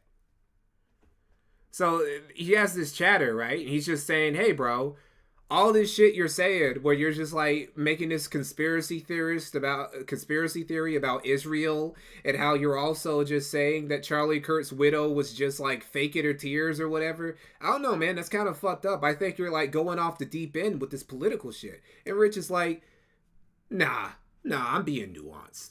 So, and oh, this guy, Actual Jake. It's now become a racial complaining day. Remember what BLM stands for: burn, loot, and murder. Yeah, DEI stands for one of the biggest. Didn't earn it, just so we're clear. Can we also acknowledge, due to the laws under Jim Crow, that Black people were significantly hindered from economic advancement? This is a really important question. The data shows not really. Black Americans are poorer today in 2024 than they were in the 1950s. The disappearance of the Black father has been the #1 driver of Black poverty in this country. This is true. Black dads not being around is a bad thing. That is true. This is objectively true, what Charlie is saying. Black Lives Matter, meaning burn, loot, and what else did he say? Murder? All of that is true. Nothing good came from BLM. Some shit got burned. I remember a story of a black business owner being killed by like BLM rioters. His story like never went mainstream. I wonder why. And a bunch of fat black bitches got rich grifting from gullible ass white liberals, and they bought themselves some McMansions, and they just disappeared. And then we never heard from BLM again, except when I don't know, somebody like Rich, who wasn't paying attention to any of the shit that was going on, wants to bring it up to make a point. And also that stuff he was saying about black fathers, I don't know if I agree with that 100%. But it is mostly true, right? There's a noticeable difference. You can see this in like statistics. There's a noticeable difference in the outcome of young black kids who grew up with dads, or at least grew up with active fathers, and ones who didn't.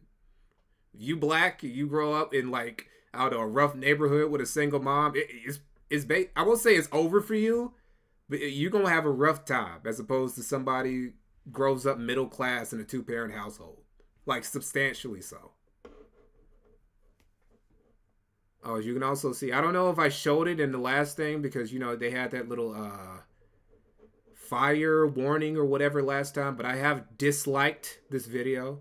Now, I'm not going to encourage the dislike bombing of anything. I just want to make it known that I don't appreciate this content, Rich. This is trash.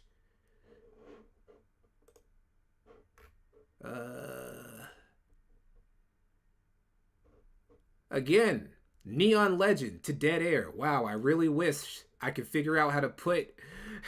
I really wish I could figure out a way to make everything visible. Or maybe it's visible to you guys, but it's not visible to me.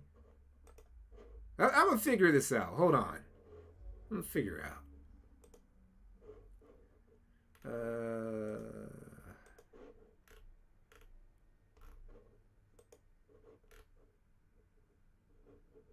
It's not a dislike bomb if everyone dislikes it for a good reason. Very true. That was the original reason for dislikes. Is just like, what if content was shit? It's actually really hard to get like a bunch of people to dislike your video. Most people don't even fucking bother. If you get like a bunch of people disliking your video, like that means something, bro.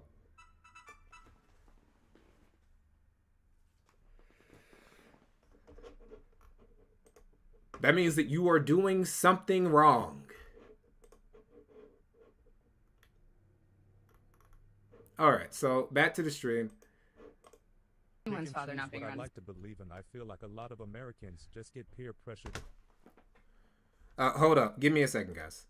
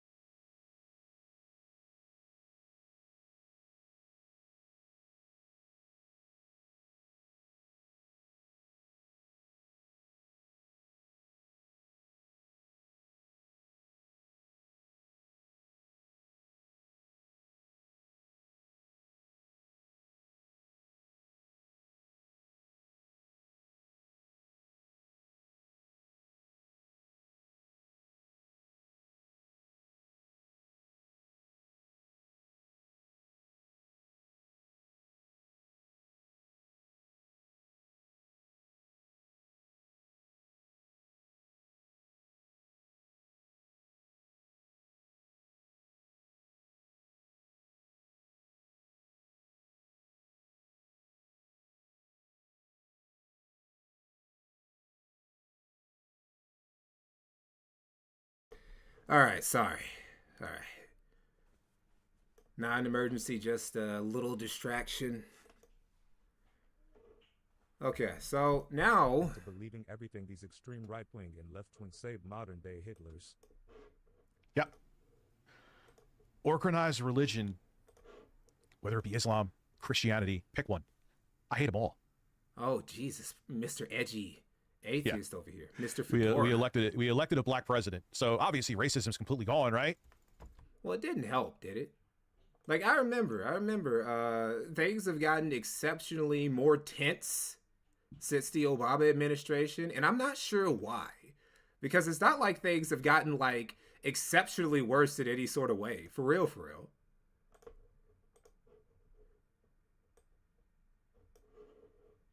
Rich is over here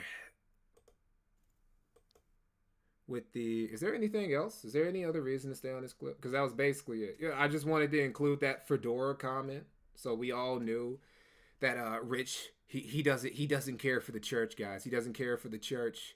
He doesn't care for the mosque. He definitely doesn't care for the Jews. He definitely doesn't care about them small hats. Israel is up to something.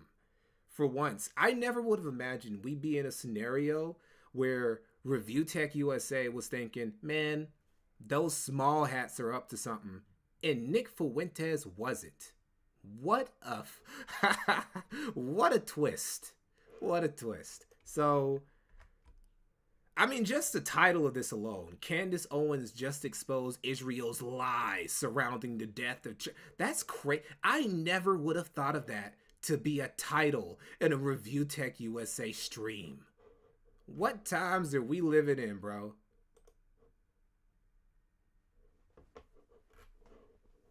So, all right, in this clip, this little moment... Hold on, what's the timestamp right there? 2:38, I think.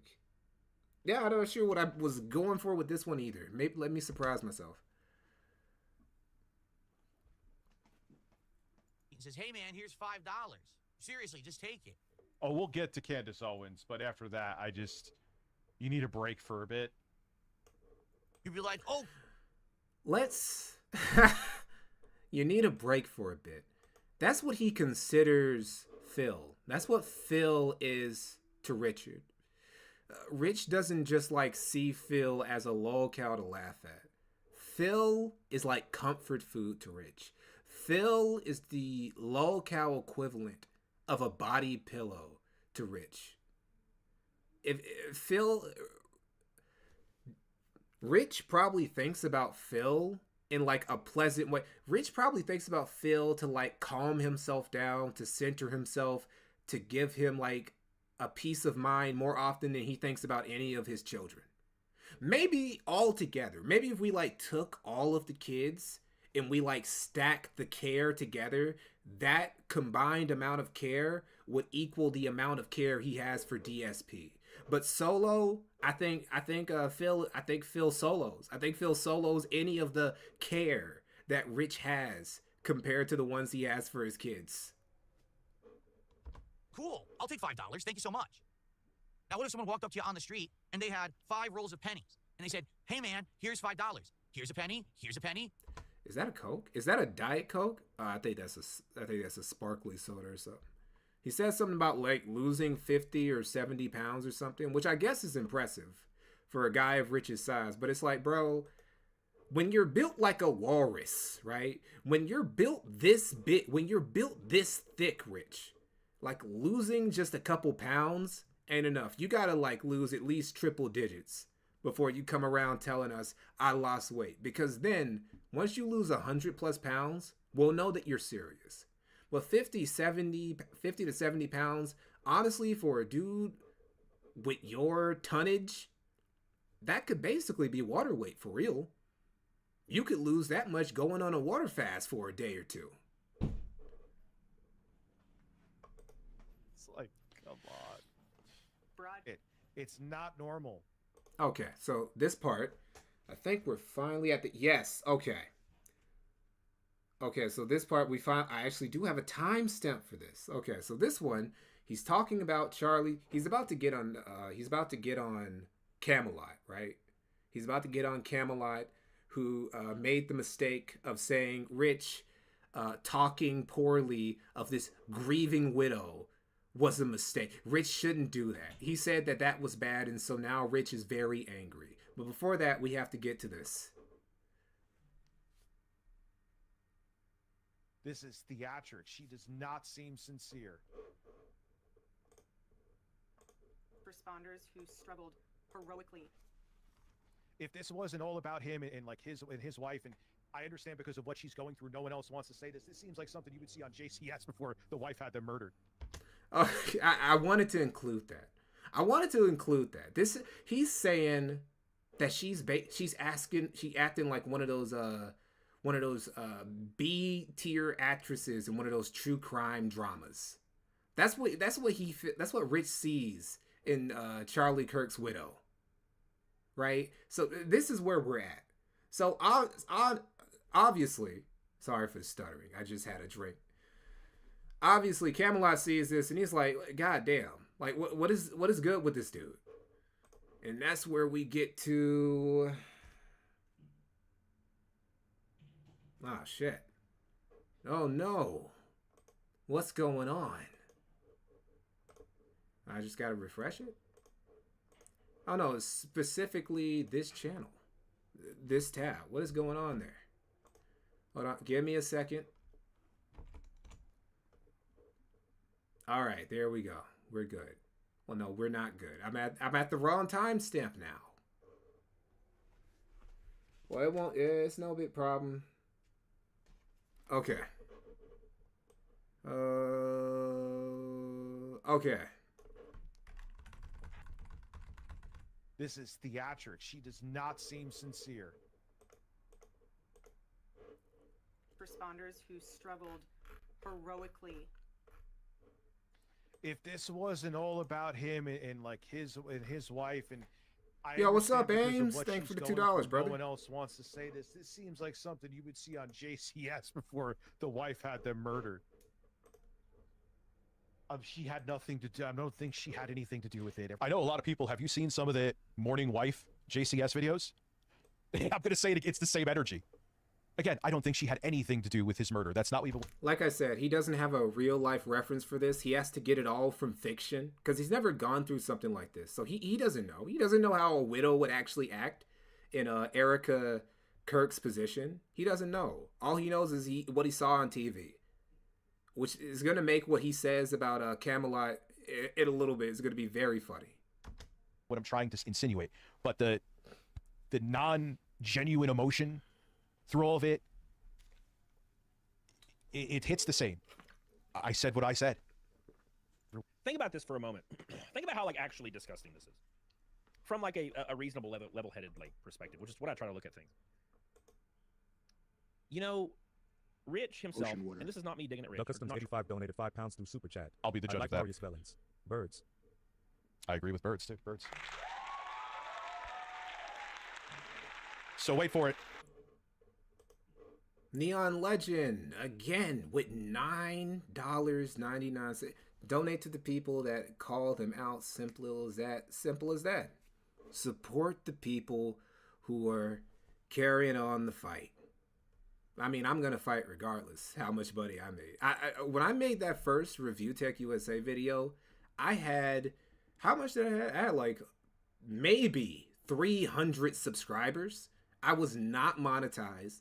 The first week that the video, I didn't get any views in that video until like Keemstar reacted to it, right? When he reacted to it on Lolcow Live. And that was by complete fluke. Boogie and Wings did something and I don't know, they fucked up the stream. So King is like, oh my God, the show is ruined. So I don't know. He had some beef with Rich. He was just like looking for something to like react to like tell him what the fuck is going on with Richard. Why is he acting like this? And he just saw my doc and he reacted to it. And then, you know, some people started coming in. So that's how I got my first few views. So those initial couple thousand that I got for the those aren't even monetized. But I still made the video anyway because I had to let the people know. I didn't even know June was making a doc, right? When I was making mine, I just like somebody has to tell the world about this nigga. He can't just like be allowed to walk around like unassailed rhetorically. Obviously, I would never, like snipe somebody in the throat or something like that. I don't take politics that seriously. But I don't care about the amount of money I make. I mean, I care a little bit, but I don't care enough to like care about the people. I will talk about pieces of shit regardless. That Nick Fuentes documentary, that was I could have made way more profitable videos than that. But it's like I see the way that Nick Fuentes gets down, and I'm like, somebody has to like tell the world. Somebody has to just like make a condensed piece of content, a digestible piece of content that they can go through and that they can share their family members, their loved ones, the young men who think that Nick Fuentes is cool in their life, and go, hey, this is why this dude is a gay federal asset and he's going to ruin your life if you get involved with him. Stay away, right? So money does not, I'm an artist first when it comes to this shit. Because he doesn't have ammunition to go against what I said, it's going to be a character attack on me to mitigate what I'm saying about her. If I'm wrong, I'll admit it. Trying to. But it's very apparent that Rich doesn't really leave his house. Rich doesn't have a lot of life Burnout Fool with the 20. Here, buy yourself something nice. I certainly will, brother. So I never leave my house. I don't have life experience. I don't do anything. Wait, what did you say? So I never leave. Trying to. But it's very apparent that Rich doesn't really leave his house. Rich. Yes, that is absolutely, man. What a face! I don't really care for Camelot, but like in this moment, we pro Camelot gang, and all the little grifting that he did, grifting for his NASCAR car and all that shit, bro. We're down for Camelot in this moment. Camelot, he's the crusader. He's an honor. We're all honorary big cheese crusaders when it comes to getting on Dicker's ass. Pause. Doesn't have a lot of life experience. Maybe not as much. Yeah. What was I saying? So I never leave my house. True. I don't have life experience. I don't do anything. I don't have kids. Actually, I'm a single virgin that lives in a closet. He puts so much, because that's all he has. All he has, really. Well, all he had, right? Because he has his kids. Which is that's the only like milestone that's like some people would consider impressive. I don't consider it impressive because again, I'm black. And when you're black, you don't really put that much, I don't know, esteem in people having kids, because the average black person knows several people probably who've had kids who probably shouldn't have them. And they aren't responsible enough to be raising them. So that's one. Two, the other thing that he had to be proud of, to hold his head high, was his 1 million subscriber YouTube channel that he deleted. So all he's got is his kids. So he always tries to say that having kids is this super big deal, that, hey guys, I had sex at least 3 times in my life. Congratulations, buddy. It's not that hard. It's really not. Like, look, anybody can have kids. Anybody, especially like if you're doing it with a homunculus. It's not a milestone, Richard. And you don't have life experience. You don't go outside. You don't do anything. Nigga, you're streaming for 12 hours, 2 days in a row. 24 hours of you seething about like Charlie Kirk's ghost, basically, and his widow. You don't go outside, bro. You don't have a social life. You don't even really have a family because your kids aren't around that much. Like, come on, dude. So what did I say? He's not going to have an argument for the things I'm stating here, so it's going to be attacks on my character. We can do both. We can attack your character and also present arguments. $5 through Super Chat. Every time I hear or see TPUSA, I think Toilet Paper USA. Listen, well, wait, if I say that, that's too mean.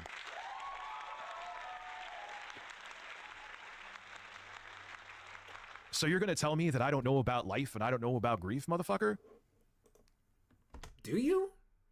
What grief do you... I mean, the only time... we've seen Rich cry twice. Once was about when he was telling us all about his daughter's business for no reason. Again, we never needed to know that. To this day, I'm like, why did you tell us? Because, excuse me, because Rich gets so much grief about like his daughter's condition, and the only reason we all know about it is because he told us. He felt the need to tell us before he would disappear for a while. You could have told us you had a family emergency and it's messing with you, and you just could have kept it nebulous like that. You could have kept it in the dark, and we didn't need to know all the details. But you told us your daughter's business, and he cried like that, which I guess was understandable. The second time was when he cried about Jay breaking up with him. He was in actual tears over another grown-ass, middle-aged man that he fired.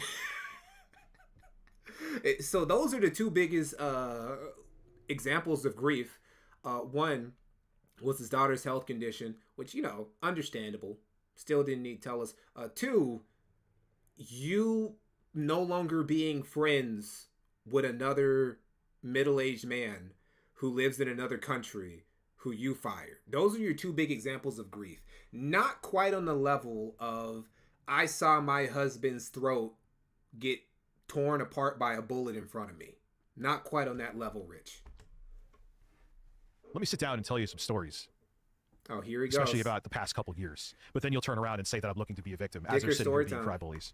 Let's sit down. I love Dicker's story time where he tells us all these stories that totally happened. Like all the women he definitely went on dates with and he definitely had sex with, which is why he keeps cycling through all these atrocious e-girls and his baby mama. Is why his best options were Lauren and Becky. Oh yeah, I definitely believe that you were just macking around. All these story times of yours are definitely real. And talk about grief. Camelot. I have kids. Does he have kids? Oh wait. He does have a kid. Right? Okay, so why'd you even bring it up? Why'd you, like... This other dude has kids too. See, it's not even that impressive. Fucking Camelot could have a kid. You could just pop these little niggas out. It's not hard. Didn't he, and again, I don't want to put words in his mouth because I won't do the same character assassination, but didn't he not find out about his kid until he was way older?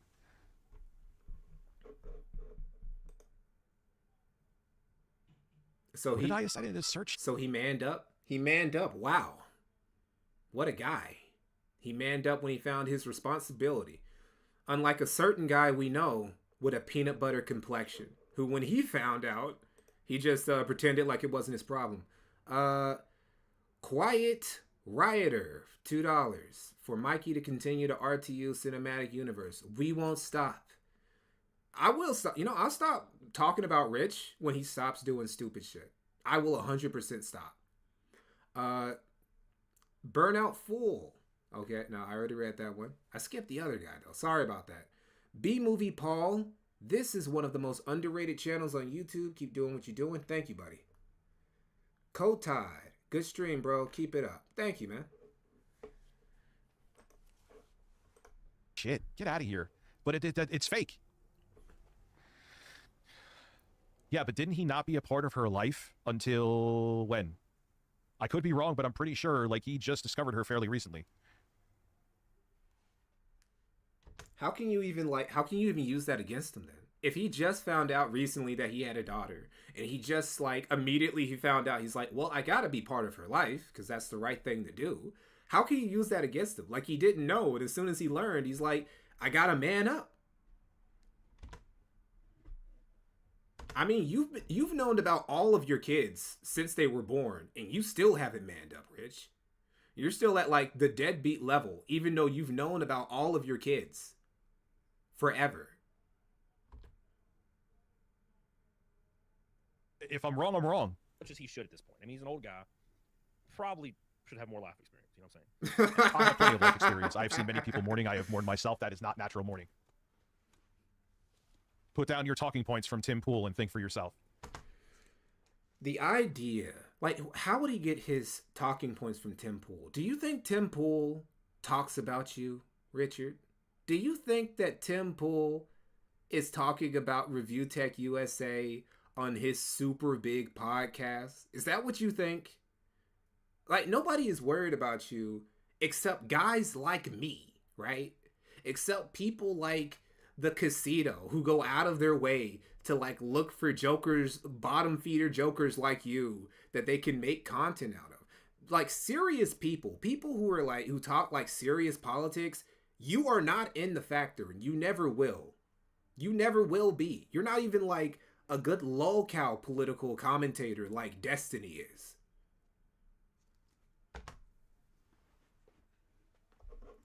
And he's presenting himself as the moral arbiter. He's presenting himself as the... I'm not presenting myself as a moral arbiter. I'm presenting myself as a person that's seeing something with my eyes, and I have people like you trying to tell me that what I'm seeing with my eyes is not what I'm seeing it with my eyes, and I am very tired of people doing it. I used to try to be, not middle of the road, that's a lie, but I used to be like, all right, man, you have a different perspective than me. I'm tired of doing that. And that's why more people are getting pissed off now, because it's like, you have to get back in line. No, thank you. Oh, dude. Saying that Israel is responsible for the death of Charlie Kirk and your main source being Candace Owens, that's not a flex, bro. That's not you breaking up. I guess it is. That is kind of insane. I won't lie. But it's like, you're still middle of the road. You're still flip-flop dickers, rich tomorrow.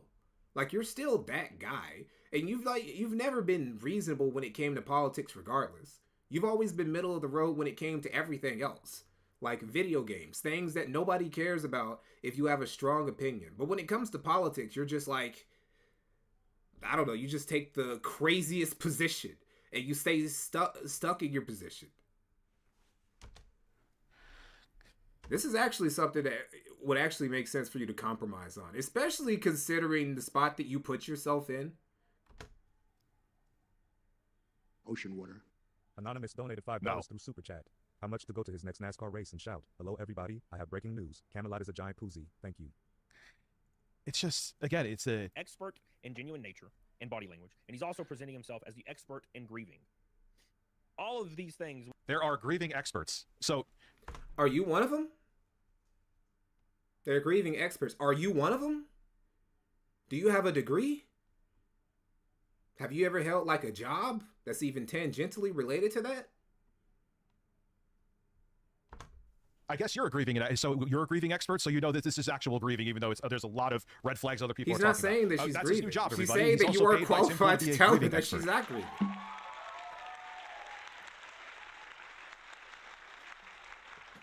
And then there's the people coming in saying terrible things that are also defending him, saying that she needs to be defended.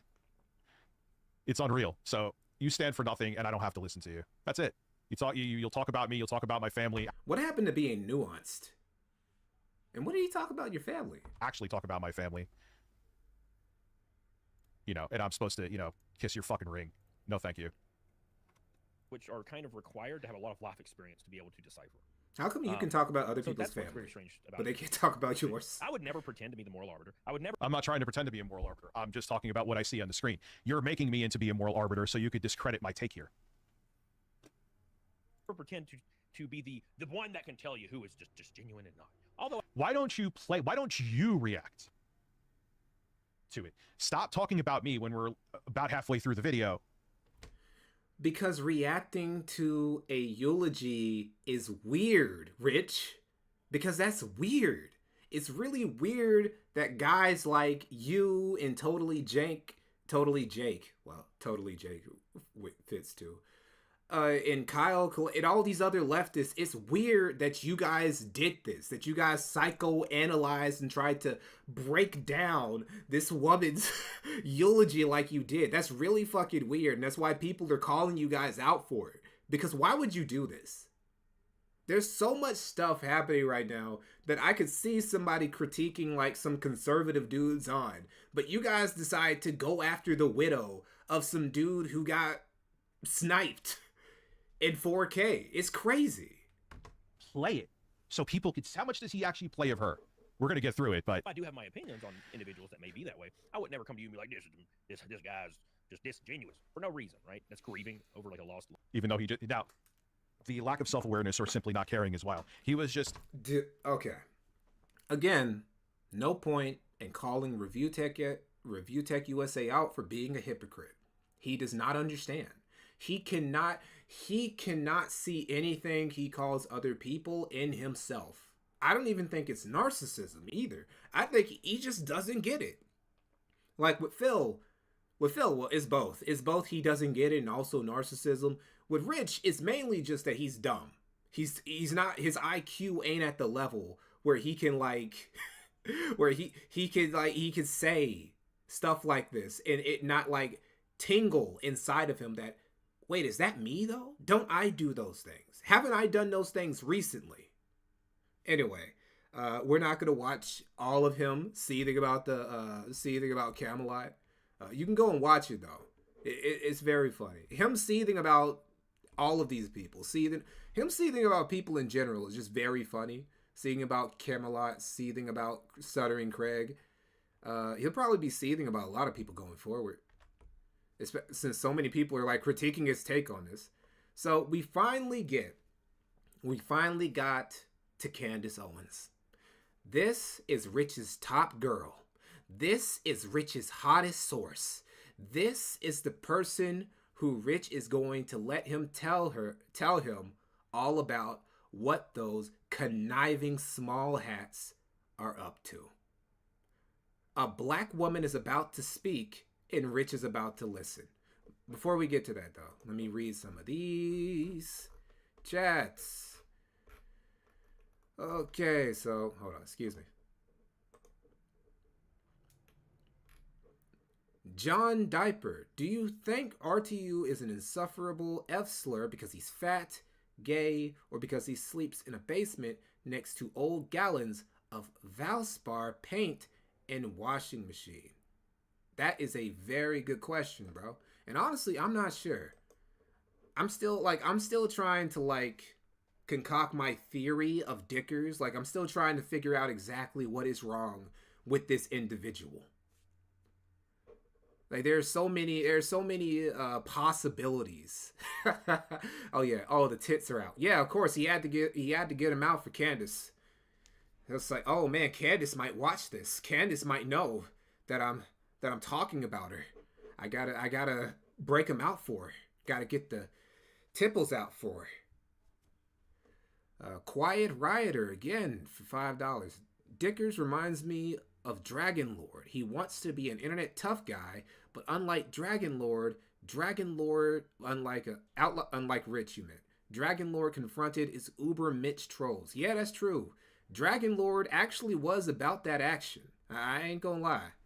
I know a bit about Dragon Lord lore, and I actually feel kind of bad for him because even though he is to a degree, every lolcow kind of deserves, because it's like nobody tells you to put your business out like this. You could just choose not to, but they always choose to do so anyway. But still, a lot of people were fucking with him unreasonably, I feel. But he came out. He came out and he stood 10 toes. He's like, hey, what you got to say for real, for real? And Rich would never do stuff like that. He would never raise his voice. He would never confront Grace Thorpe ever. If Grace Thorpe had actually come to his house with the chicken suit, Ben wasn't even there. It was just Grace. Rich would never have came outside. He would be afraid to give her the business. He would call the police on her again. He would go and he would get his shotgun. He would tell all of his family to hide in the basement with him until the police came and took her off the property and shit. Yeah, Grace is taller than Rich. She's a good, at least 3 inches. She's got at least 2 or 3 inches on that dude. She would stare him down. He would never step to her like that. He's scared of little girls. Yes, he is. He is scared of little girls. He's scared of people in general, right? He was scared of the quartering too. That's why he ran away from him when he found out he was being trained by Sam Hyde. Sam Hyde has been disappointing me a little bit recently too. Not so much because of that basically hour-long Fed post that he posted. That was kind of wild. I mean, whatever. His opinion is his opinion. That was kind of crazy. But it's more because, I don't know, he's kind of been running defense for Nick Fuentes. And I don't appreciate that. I don't appreciate you because Sam, a lot like Nick, he has access to a lot of impressionable young men who look up to him. And it's a really bad idea to give Nick that sort of access to young, malleable minds, right? This is another mistake that all those influencers who hung out with Nick back in 2023 made. Like, you shouldn't be giving Nick... Like, you shouldn't give Nick a platform not because of any of his political beliefs, but because he himself is just like this predatorial piece of shit who will like put his followers in all these sorts of predicaments and ruin their lives. And then after their lives are ruined, he'll laugh about it. That's why you shouldn't give Nick Fuentes a platform. So yeah, I don't know. Sam Hyde has been he's been losing some prestige in my eyes, but you know, that's whatever. Anyway, we will now get to Rich simping for Candace Owens. We're about to watch him be in awe of some black girl magic. It's enough of me procrastinating. It's time for me to get a headache again. And it's not because I disagree with what she's saying. Oh, you don't? He's gonna agree. That's for sure. He is going to agree with just about every word that comes out of Candace's mouth. Do you know that Candace Owens was anti-Semite of the year? And I'm not joking. Hold on.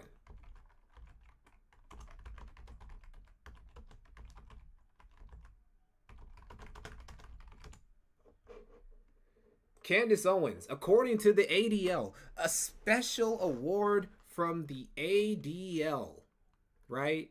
She's on their hit list. Oh, they've been hating on her because she's been at it for years. She is a professional noticer, I guess I would say, right? Where is it? Oh, there it is. Yes, 2024 Anti-Semite of the Year. That is some black girl magic, right? Actually, hold on. Let me show you the Anti-Semite of the Year. You're going to notice something, right? Anti-Semite of the Year contenders. Oh, wait, hold up. As you can see, she beat out... It was some tough competition in 2024. She had to take on Hassan and Greta Thunberg, right?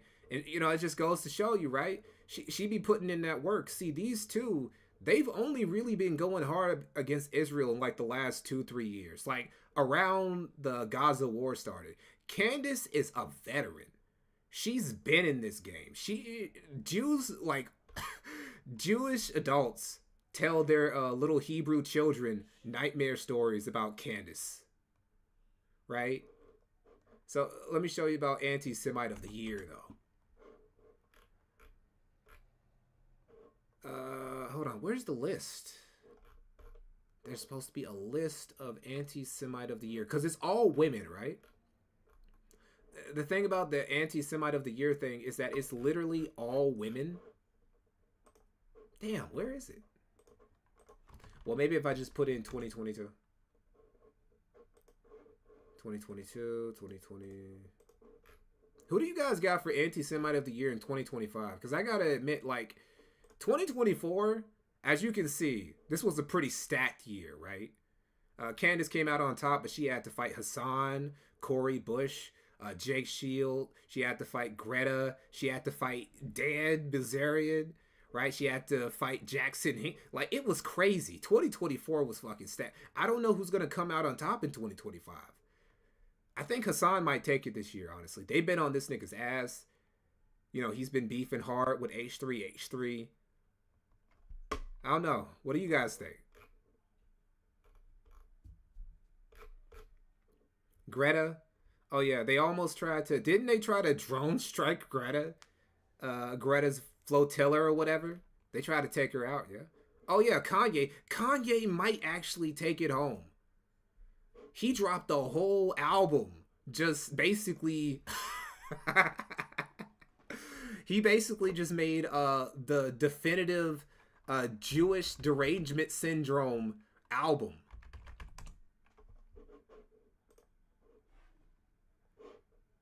Oh man. World War III. Nitrous really fucking with my brain. Trying to...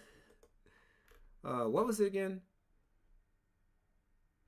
Trying to see my kids, but they don't think I'm sane. All they want to do is abandon me. Anyway, some point at the song, he says, I can't trust the Jew I trust. And then he says, okay, I can name like 3. And that's my favorite song from Cuck. I'll be honest, this album only has like 2 or 3 good tracks in it. And Cuck. For those of you who don't know, the reason why Dave Bluntz has recently... Okay, so we're getting aside, but I just want to get on this real quick.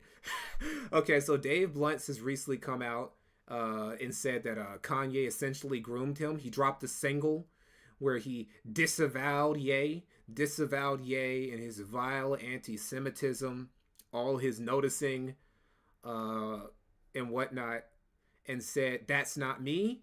This is all very ironic to anybody who's aware of the fact that Dave Bluntz basically ghost wrote 80 to 90% of Cuck, right? So it's like you're saying, oh, that wasn't me. Dave, you wrote like most of the lyrics that Kanye sang in the album. Like, what are you talking about? What are you talking about? I can't trust the Jew I trust. Okay, I can name like 3. You wrote that, Dave. What are you talking about? That's not you. I am not a Nazi. Okay, Dave. All right. You want to play both sides, brother. All right. We'll see. We'll see how the ADL feels about that. If I was the ADL, I wouldn't take Dave back after that. This topic is a lot more entertaining than RTU. Yeah, it is. But what is it, though? Anyway, we got to get to Candace and Rich. And Rich is simping over her Israel conspiracy theories. Sure. Buckle up. Well, it's going to be a heck of a Tuesday for us, guys. Where should we begin? I'll tell you this. Something is... No matter how you feel about her, and Lord knows she's had a lot of very hateful and terrible takes. See, this is another thing. Candace Owens has had a lot of hateful... Like, if you're going to say that Charlie Kirk is a piece of shit, you have to say... I'm not saying you have to feel any sort of way about any of these people, right? You can feel however you want about Candace or Charlie. I'm saying, though, if you're saying that Charlie Kirk is like a racist, hateful piece of shit, you can't, like...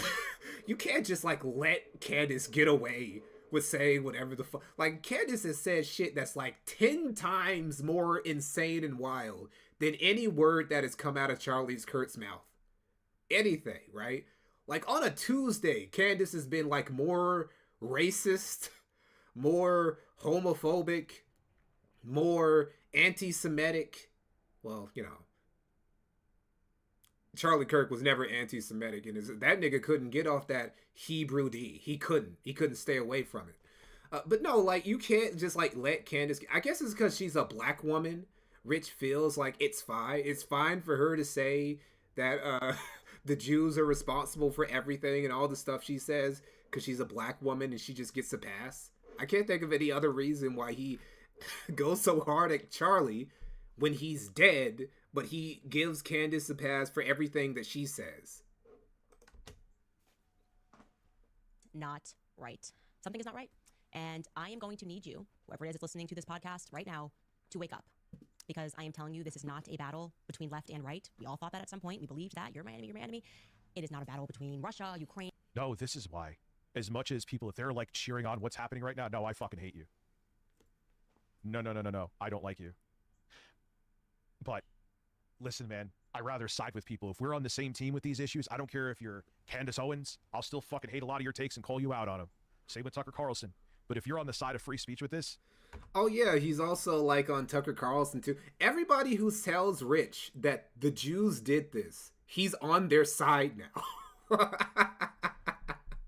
Anybody who, like, points at a synagogue and says, yeah, that's where the problems are, Rich, that's who he's rolling with now in 2025. This is Rich's new arc. I didn't know how we got here. I didn't expect for this to be where the next ReviewTechUSA saga would lead us. I don't know how it's going to end either, because you can't really walk this back. You can't walk back co-siding Candace Owens and cyberbullying widows. You can't do that, Rich. You got this label on you. You got this stake on you now, bro. He's probably going to be on a stream with Nick Fuentes too. He's gonna be the next dude who platforms Nick and his groypers, because Nick is the most canceled man on the internet, even though he gets on all these platforms with hundreds or thousands or millions of subs, because that's what canceled guys do. You know who's actually way more canceled than Nick Fuentes? Leafy. Leafy is here, has been canceled off literally everything. This nigga can't even make a sock account. I don't know what happened. Leafy once said on a stream that all of his socks that he wasn't doing anything with, literally they were under like anonymous usernames, and he was just using them to like follow certain accounts and like watch content. And YouTube deleted all of them.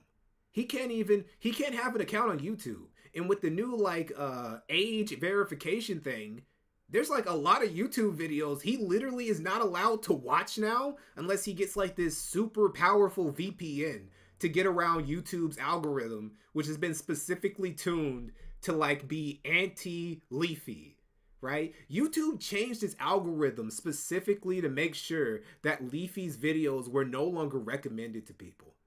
And do you know how Leafy got banned again on Twitter like a week or two after he got unbanned? He said something about like the exact tweet was, hold on, let me just break it up. Let me show you the wild shit that Leafy said. Leafy nuke Israel. Leafy got banned for literally just saying nuke Israel. He said nuke Israel. He said this 3 months ago, and they banned that nigga. He's gone. He's gone again. He was unbanned for like all of 2 minutes. He got unbanned just in time to like for everybody to like. Oh my god. Yeah, Leafy is actually way more. Nick wish he was more as canceled as Leafy is. Nick wishes he was as canceled as Leafy is here. You are my friend. If you're on the side of calling out Israel, I don't care if you're right-wing or progressive. We are on the same team. We got to be that way, man. That's where I'm kind of like jank. And I know there's a lot of left-wingers that are like, no. And that's funny. Some of them that said that I see them like shouting out, like, Bill Maher could be a fucking idiot. I've seen some of his takes and I'm like, dude, really? But like, yeah, so wait, you're saying that you have to dislike these people and everything because of the stuff they've done. And they've done awful stuff, I do agree. But then you're shouting them out just like Cenk Uygur's shouting them out. And I'm not defending Cenk Uygur. He's a grown-ass man that can defend himself. But I'm just saying, I'm observing and I'm like, okay, yes, the Marjorie Taylor Greene interview was embarrassing for TYT. Fucking joke. There's no defending that. However, afterwards, they have been critical of her. I don't remember what, numerous times. And the real Here, what is happening right now in the world and what just happened to my friend Charlie Kirk is a battle of sheer evil versus goodness. What do I have for you guys today? Okay, well, first and foremost, well, let's keep it real. Charlie Kirk his messaging was not goodness. I still hold to that. Okay, he was a What did he say? Right? What did he say? Piece of shit, but he should be a piece of shit that is alive. Like, the ultimate thing about Rich continually saying that Charlie Kirk is a piece of shit. Charlie Kirk was an objectively better person than ReviewTechUSA. Charlie Kirk has never scammed anybody out of money. Charlie Kirk never doxed anybody. Charlie Kirk never flagged down people who were talking bad about him on the internet. Charlie Kirk is like an active father who was very present in all of his children's lives and also made an honest woman out of his wife. Like, there is no... The only thing that Rich can say that Charlie Kirk is a worse person than him is just that his politics are bad and he said some mean things about minorities. That's it. By every other metric, Charlie Kirk is an objectively better human being, a better person, a better father, a better community leader than Rich has ever been. So they say he's a piece of shit. It's like, you're an objectively bigger piece of shit than Charlie was, Rich. And if you hate me for saying that, I don't know. Against Tyler Robinson was just released, and I have a lot of questions that I think need to be answered regarding his trans boyfriend, Lance Twiggs. Well, I just spoke to a family member who told me a lot about Lance Twiggs because the media is kind of presenting him as this dude. His children can see. Might be interested to know that his family has a different perspective Also, Turning Point employees are contacting me, a lot of them, okay? All of Charlie's I'm not liking kids what I still hear have from working them eyes. about things that About that meeting that he had with, I can't think of his name, in the Hamptons. took place leading up to that. Yeah, that's true. That's true, Semi-Nobody. Hassan has said way more insane shit than Charlie ever has. And, like, recently, too. Like, if you could take, like, everything, like, Charlie Kirk has ever said for, like, the past decade, and Hassan has said shit that's more wild in, like, the last 2 months.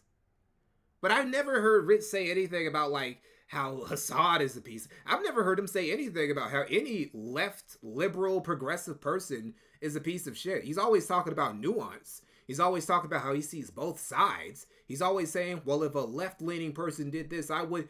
But you've never done that, Rich. You just hold it, like, conservatives to a way higher standard than you do, like, people on your side. The eye test, if you will. Yes, if your children can't see and you had something to do with that, you're an objectively bad father. Even if it was by accident.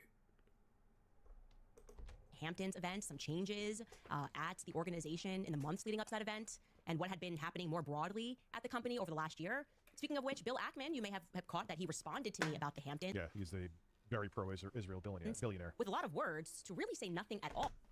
Many such cases. Surprising number of very pro-Israeli billionaires. Makes you wonder. Even if they aren't Jewish themselves, a lot of very pro-Israel billionaires. And Just a weird coincidence, though. Okay? I'm coming for everybody. Charlie Kirk's death is really just a beginning. So welcome back. I hope these people keep up this energy. Please do. Damn, he is... I mean, look, I get it. He is in love with Candace, bro. I'm telling you, he loves this woman. Like, she's putting up the good fight in Rich's eyes. You have the money she has backing this show. If you could have a separate camera angle, I guess it does kind of make it more entertaining to watch.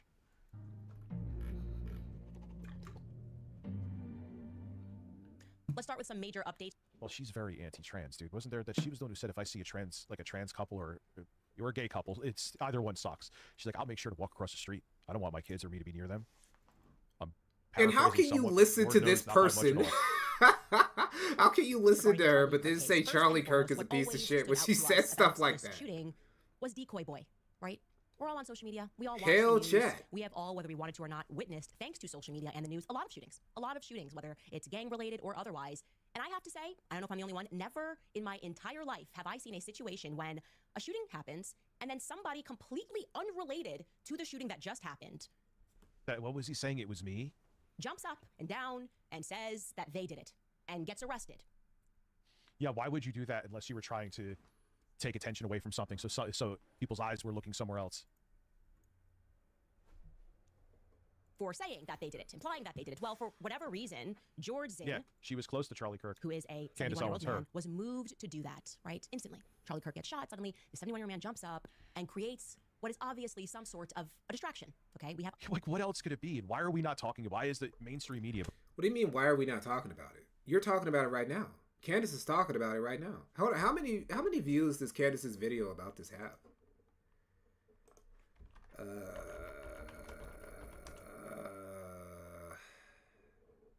How many views?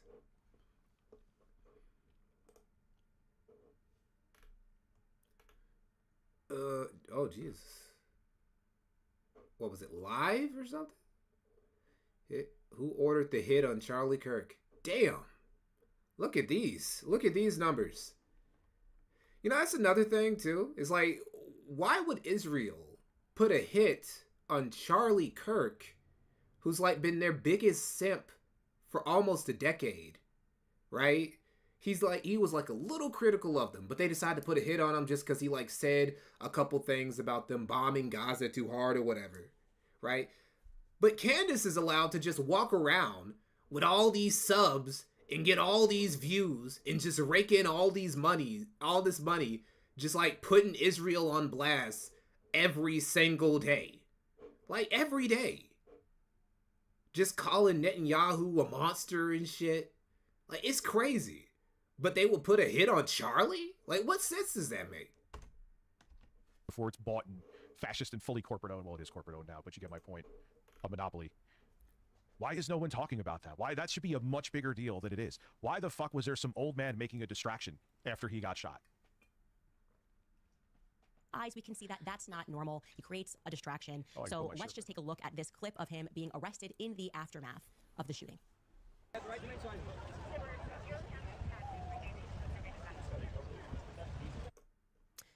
Well, now it's about to get even stranger because since he's been arrested, he's now facing charges of he's putting on his shirt. Right? He's putting on his shirt, Why would guys. you obstruct justice?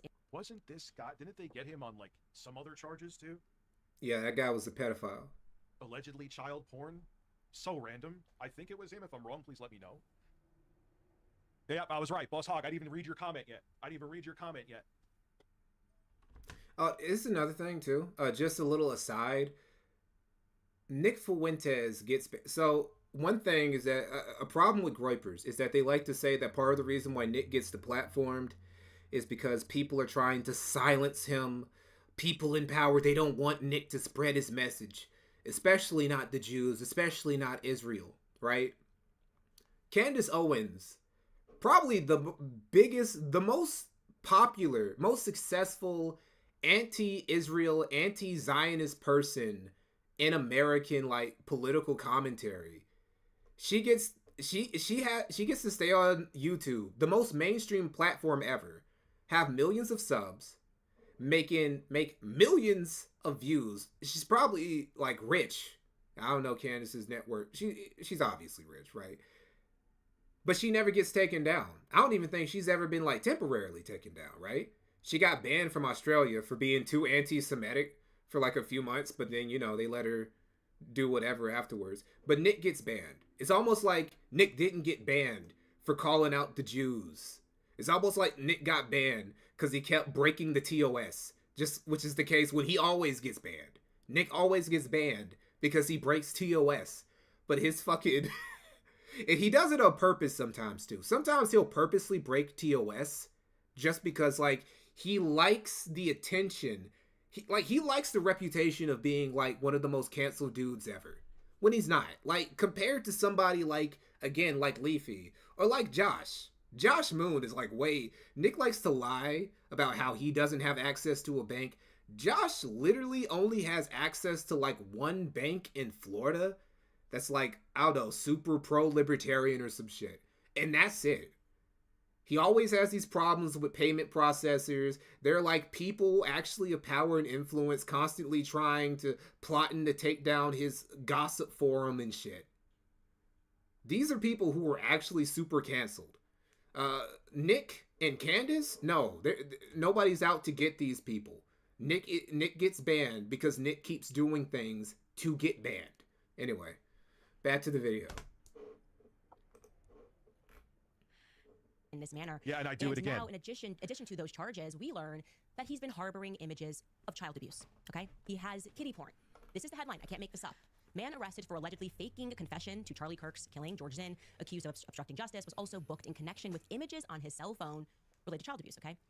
What the fuck is going on? I heard this before. Yeah. So we learn from this article that after being arrested, the 71-year-old man for this second-degree felony, which is obstruction of justice, he was also, when the police had approached him, he was being weird about giving them his cell phone, okay? So they took him into custody, they treated him for a medical condition, and then they start asking this guy questions about, you know, what are you doing? Can we see your cell phone? And he's being really cagey about giving over his cell phone.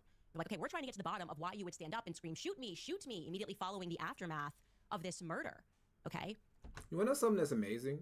Genuine, first off, having a photo of yourself on your laptop, a little narcissistic, not gonna lie. But Candace is actually a very impressive public speaker. You notice how she's doing all this off the... These are live shows, by the way.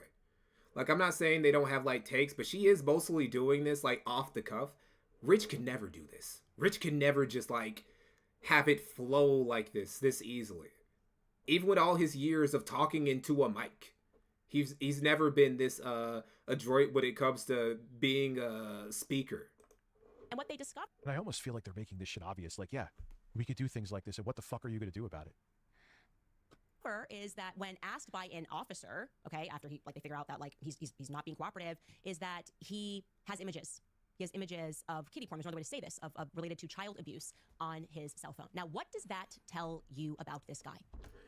Honestly, I don't know. The way they were making it sound, they're making it sound like this dude had like, he's a pedophile, and they had this, somebody already had this kitty porn on him ahead of time, and what they did was they tried to, sorry, that was my phone. They tried to basically blackmail this dude into trying to help the shooter almost escape. What I actually think it is that I think that this dude is just insane, and he just happened to have kitty porn on his phone.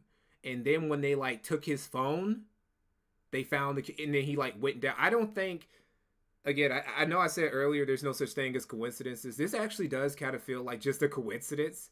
Like this dude just happened to be caught. The cops got him, or the security got him or whatever, and they checked his phone because of course they think he's an active shooter. And then like they find all his CP, this CSAM on his phone. Which is kind of insane. That's kind of insane to just be walking around with a phone with all that sort of material around in it. Nazgul, the guy's a serial criminal in that area, apparently. Well, okay. He's a repeat offender. He could just be like a crazy motherfucker then. Like, it's like that dude. It's like that black guy who killed that Ukrainian woman on the bus, right?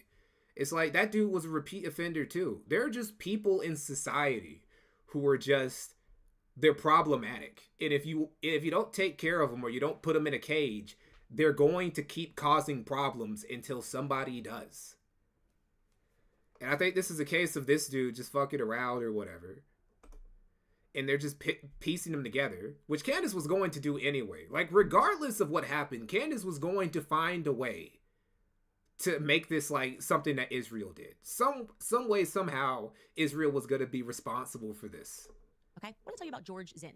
What that signals to me about George Zinn is that I've read a lot about Jeffrey Epstein. I've read a lot about blackmail operations. The people they tend to go after are people who are into children. Full stop. Now, I'm not saying, obviously, he's just been charged here, so I guess we have to say allegedly, but that's what's coming out now, that they found images on his cell phone. So this guy who is into this sort of thing, we also figure out that in the past, he has given interviews related to September 11th and Al-Qaeda. He is... See, now that one is that's actually that is legitimately the way more suspicious coincidence, right? That is actually way more. And if they were to just start with that, I would feel it more than like the he got caught with CP thing. Because, pedophiles, sometimes they get caught with CP. They can't help themselves. They're animals. Yeah, and I heard this, I think, from Secular Talk. So this is not... I heard this from the other political e-celeb that I get all my political opinions from. He also happens to have this totally disgusting addiction of some description. I'm assuming it's an addiction, and that's what he's harboring. He's harboring child abuse images on his phone. That's what I'm going to tell you. That's my instinct immediately. I don't like this guy. That is suspect, okay? Something to watch. Now, in terms of this indictment, now that we can formally read the indictment, there's been a lot that's been said that I think...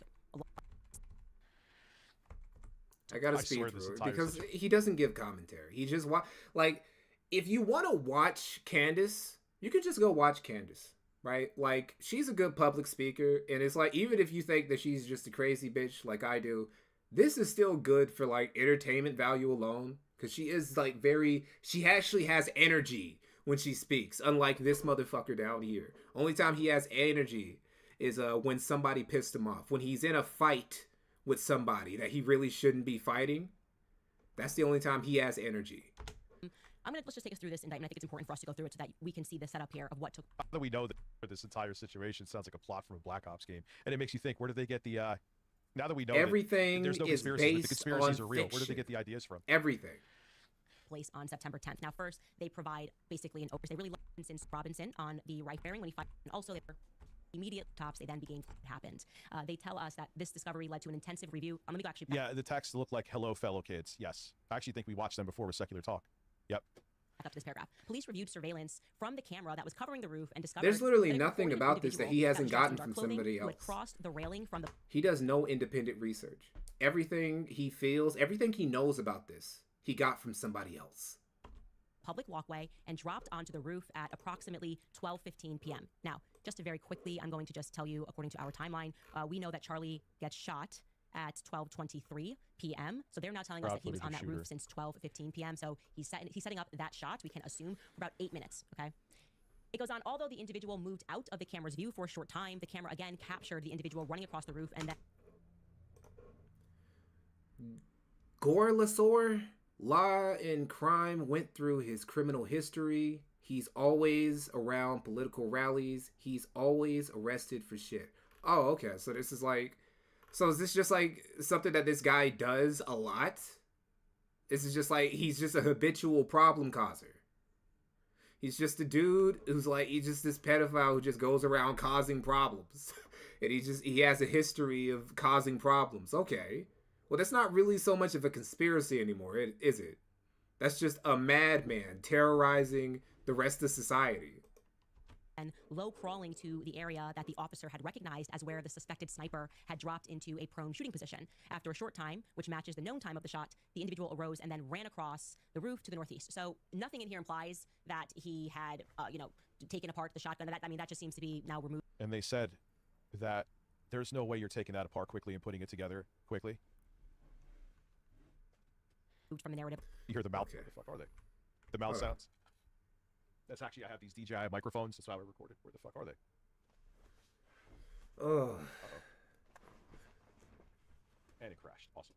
Discovery led to an intensive review of UVU surveillance recordings to attempt to track and identify the suspect. Surveillance shirt with an American flag barely raises his head enough to get a clear image of. Like, hold up. What this is right here, this is basically, in my opinion, the equivalent to like a chariot. Identify the suspect. Surveillance revealed the following: that at approximately 11:51, just this doddering old man shit where he's trying to like look for some shit that he lost. This is, in my opinion, like no different than like to track and identify the suspect. This is no different than a chariot. He's not paying attention to the content. He's just letting it play. From the north, he is wearing a black shirt with an American flag in its center, a dark baseball cap, large sunglasses. Throughout the surveillance, the suspect keeps his head down and rarely raises his head enough to get a clear image of his face. As just looking for across shit. The campus, he is seen walking with an unusual gait. The suspect watch the video, nigga. In his right leg, hey, it's literally a chariot now. Continues until the suspect is what are you looking up for? What you're looking for is not going to be on the ceiling, nigga. The camera's view. Okay, so the first thing I'm going to say is they've only sent us screenshots. I just now noticed. It took me this long to notice that he has Phil on his screen. What is wrong with this dude? I might have to make a video about Rich that specifically, like, it's going to be in the style of like my movie Bob video, where my movie Bob video was weird because it wasn't the usual documentary video essay type shit that I do. It was me like almost breaking down Bob's psyche from my amateur perspective about like his obsession with Nintendo and how that's like it's pathological and is subconsciously making him biased against the Sonic movies. I gotta do that about Rich's obsession with Phil because it's weird. You got this man plastered on a screen behind you, so his eyes are always looking at the back of your fat bald head. You're always watching film of him. Like there's never a day that doesn't go by where ReviewTechUSA isn't watching several hours of DSP. He's always consuming. He probably consumes more Phil content than a lot of detractors do. Like maybe the guys like Snort Hogan and whatever who clip Phil watch more DSP content than ReviewTechUSA, right? And it's weird. You got this nigga tattooed on your body like he's a permanent part of you. It's insane. It's insane. Right? We've only seen a picture of him coming up the staircase. And now he's getting out the chair. His legs were bending. I don't see why they don't just release. Why don't they just release this fully so we can make sure that this is the same person that we see walking across. Now he just paused. It's like, oh shit. Wait, did you find it? Did you finally find it? Also, you will notice that nowhere in this indictment as we go on are they going to mention. Wow, that was amazing, Rich. That was amazing. Oh man. Doddering old man ASMR. That's what that was. Little soft bumps on the mic, and then he says sorry at the end. out. Like, first he came in a different outfit. Remember, Governor Cox said he was wearing the light shorts and maroon shirt. The implication here being that maybe he came to scout things, to check things out. At first, this is him, but then he comes back in the black outfit. This is missing from he came to come scout. Doesn't that look kind of like a Mr. Medicare cosplayer? Like, I'm not saying anything. Obviously, this dude was not politically on the spectrum where the average Medicare fan would be.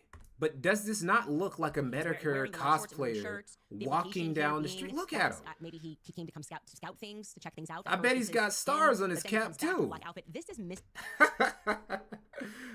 from the indictment, and I'm wondering why. What is the explanation for that? That would be a part of it if you were scouting the shooting. Now they're just like, they don't have an explanation, so they're trying to avoid it. Let's jump into the guy that is wearing black, and we're not going to give you footage. We're going to tell you that this is him, and you can assume that he slowly. Jim made one last hit. Was obscuring his face from view. Okay. Then it tells us that a camera later. Before he went out, Jim had to make that one last hit. Gets into the shooting position, and then immediately after the shot was fired, we know that he runs across carrying an. Charlie Kirk refunded Jim on a hat, and Jim had it got personal. Jim had to make a trip from Wisconsin. Was that where he's from, or is it from Milwaukee? he had to make one last trip, make it personal.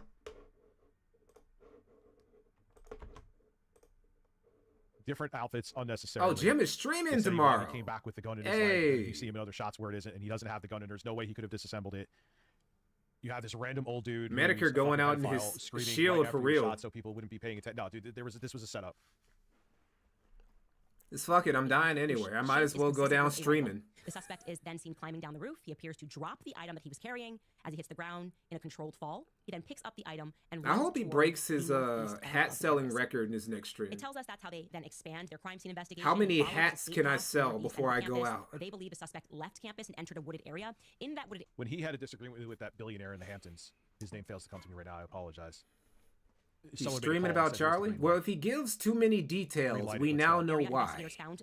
If he starts giving details about Charlie that only Medicare, that nobody else is giving, we'll probably know why now. 1 spent round and 3 unspent rounds. This is consistent with the facts officers observed. I mean, just the fact that he got him with one shot, too. I mean, sure, if he grew up with guns his whole life, I'm not saying he doesn't have experience. And listen, I'm no expert with that.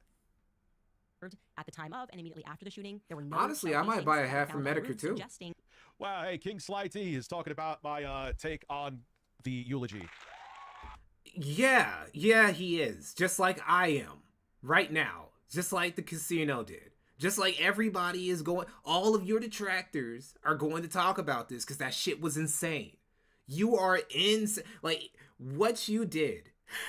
It was so out of left field from like what we would expect from you. And we don't expect much, right? None of your detractors, like we all hold you in very low esteem. And you somehow sunk lower than where we thought you could go. And it's blindsiding. So of course, nigga, you made me stream. I am not a streamer. But I had to I had to break out OBS for the first time. Because this shit is ridiculous. This is ridiculous. And how are you going to seethe about it, too? How are you going to seethe about Sly responding? When, like, you're saying... Why even put out the take, then? Why say anything? If you're going to, like, act like that when somebody, like, gives you shit about it.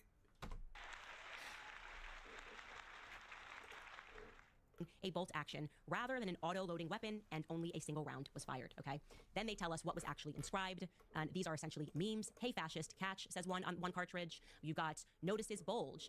What's this on another cartridge? Oh, Bella Chow, Bella Chow, Bella Chow, Chow, Chow. On a third cartridge, and on the fourth cartridge, it reads, if you read this, you are gay, LMAO.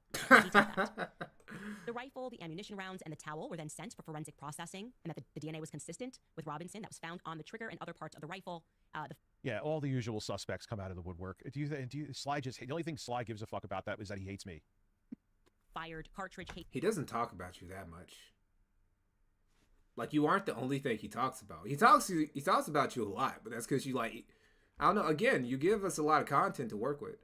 Hold on, I go to this. Let's see. How much does he talk about you, though? Let's look at his last few streams. Because I'm interested. Hold on, let's see. Let's see. You're in that. You're in that. Oh, let's see. There goes one. JKB sweets for a lolicon. That's kind of crazy. I mean, he doesn't talk about you that much, Rich. He talks about you, but it's like you're just part of the rotation, bro. You're just part of the rotation. And 2 of the 3 unfired cartridges and the towel. Okay, they were able to immediately locate the shooter. Honestly, per capita, I probably talk about you more than Sly does. Of the shooter from their surveillance. Yes, and this is from Helldivers too. And they asked for the public's help. Now we're gonna get a little bit more of a narrative change, right? What? Oh, it's low. My audio is low. September 11th, is it the mic that's? Hold on. Then walked in. Is it the mic that's slow, or is it the video that's slow?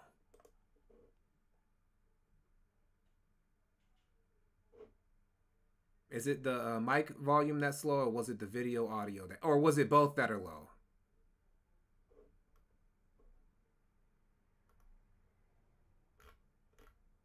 Ah, it's both.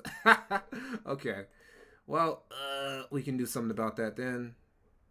We'll just boost them both up. To the Washington County Sheriff's Office, and he's accompanied by his parents and a family friend to turn himself in. Okay, how about that? Again, is that better? He didn't confess yet, but he's here to turn himself in. Robinson's mother stated the following to police, that on September 11th, the day after the shooting, she saw the photo of the shooter in the news and thought that the shooter looked like her son. She then called her son and asked him where he was. He said he was at home sick and that he had also been homesick. He does this for like, how long does this go on?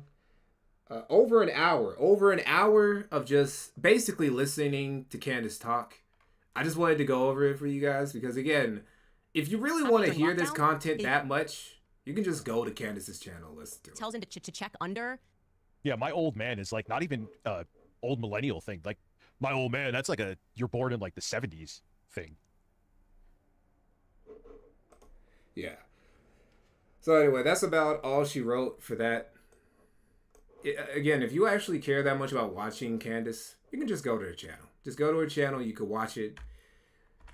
No need for his commentary. Now, over here, this is like Rich's last... This is Rich's last stream. His recent stream. And it's much shorter. It's only like 2.5 hours. Thank God. And I just want to go over like 2 short little things. And then I'm probably going to wrap up the stream. Because, you know, this is all I really want to talk about. Was just his him joining the noticers. But this is him seething about... First off, he goes after Charlie Kirk's wife again. Here it is, not out of context. You see the whole text there. I said I agree, and that's it. Doesn't full context suck? Even the super chat itself said, I'm not celebrating his death. Yes, that is Skyrim music. Oh, no, that is Oblivion. Sorry, Justice. Oh, my God. Dude, listen. I find it amazing. And the thing is, here is the thing. I don't apologize for that. That's a fucking nothing burger, to be quite frank with you. Still want to apologize. Did you find anything else besides this, which is actually nothing? Did you find anything else? I know you didn't, because you would have. I am sure there are people coming with exact timestamps with things. Don't you think if I sat there and cheered on his death and didn't do anything but condemn it, which is exactly what I did? Echo again? Damn, bro. Let's go 3:11:55. Ah, shit. I got to echo again every time. It's always something. It's always something. I'm going to figure it out. Because I feel like I'm not changing much. But OBS is mysterious, you know. OBS, it always feels like you're just like you just press one wrong button. You just mess with one cursor. And suddenly you're messing around with the whole thing.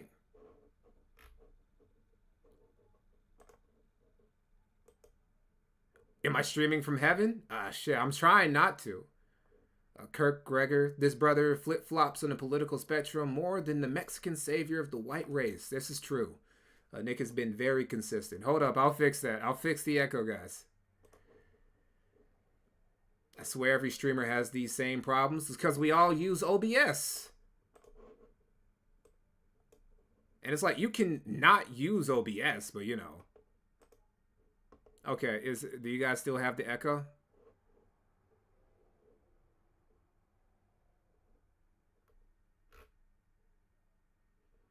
Eustace Plimsoll, I don't hear an echo.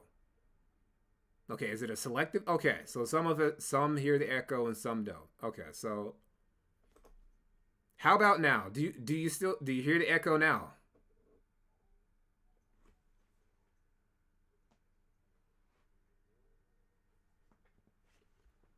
I'm gonna figure this out. Okay. All right, cool. So we can proceed with him seething about people calling him out for cyberbullying a widow. Don't forget that RTU ReviewTechUSA cyberbullied a grieving widow.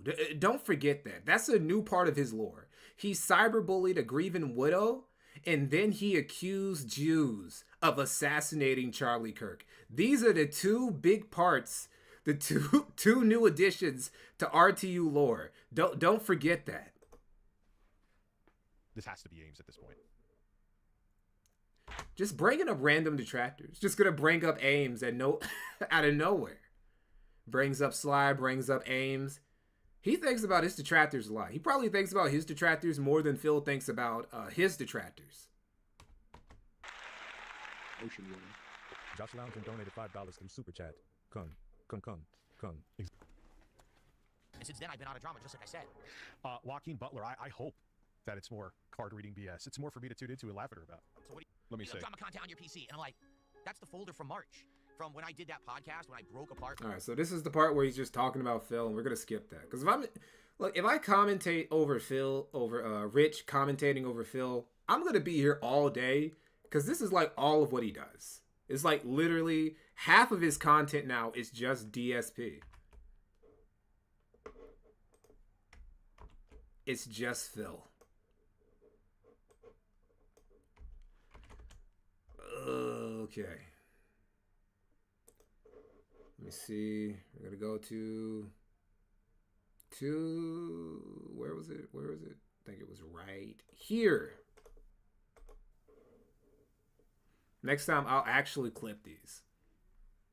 But you know, I was actually scrambling because I was so quick. I had the urge. It's the reason why I had to turn on the stream. I wanted so badly to talk about this and commentate over this that he sent me in a scramble. Next time I'm going to prepare. So Pop-Tart. It may not always be. Pop-Tart with $4.99. Hey man, love the viz. Just wondering if you'd be interested in doing a video on J-Man since he's recently been struggling in Vegas. We'll see. Because I'm always looking for new content. I got a lot of stuff lined up, actually, guys. Like, really. I got a video I'm going to drop this month. And I got something dropped ready for next month. I might not drop, like, a video. I might drop a short video next month. Because I'm working on a major documentary after I drop the next video. So, and those take me about, I don't know. A real big documentary, like one that's over a month long, that's over an hour long, like an hour and a half, that shit usually takes me about a month and a half, maybe 2 months. So we'll see. I'll try and put something out next month, though. But I'm always trying to add new stuff, right? Add new stuff to the docket. LTG would be interesting. We'll see. I got some interesting things to say about LTG. When I'm talking about popular locales, it has to be something that nobody else has said, right? It has to be I have to be adding something to like the lore. I have to be like covering a part of the lore that nobody else is paying attention to. That's a big thing with me. Rich wants to be PPP so badly. He's always too stoned out of his gourd to ever have any energy to think of any new content besides complain about Phil, though. Well, that's because he doesn't have Jay. And, you know, we'll save that. We'll save that for, like, near the end of the stream because we're about to wrap this up. Actually, hold up. No, hold up. We'll do this first, and then I'll talk about that. Be popular. It wasn't, dude. It wasn't even genuine anger. The anger didn't even seem real. The anger seemed staged too. But I don't know. I don't know why I know people don't want to see it, or what I think it is too. People that aren't even heavily invested politically.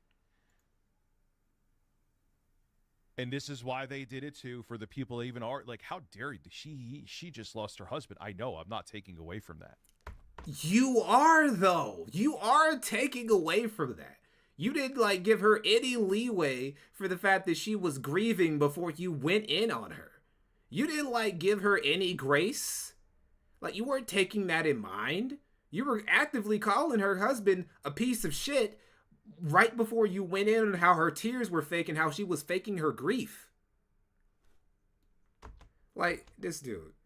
Anyway, to get back to that one, what was it again? It was like, it was thiqq25 ASMR. Because I want to show you guys something. I want to show you guys two things before we go. First, to go back to that one comment about how you said about how Rich can't come up with any content unless it has something to do with DSP.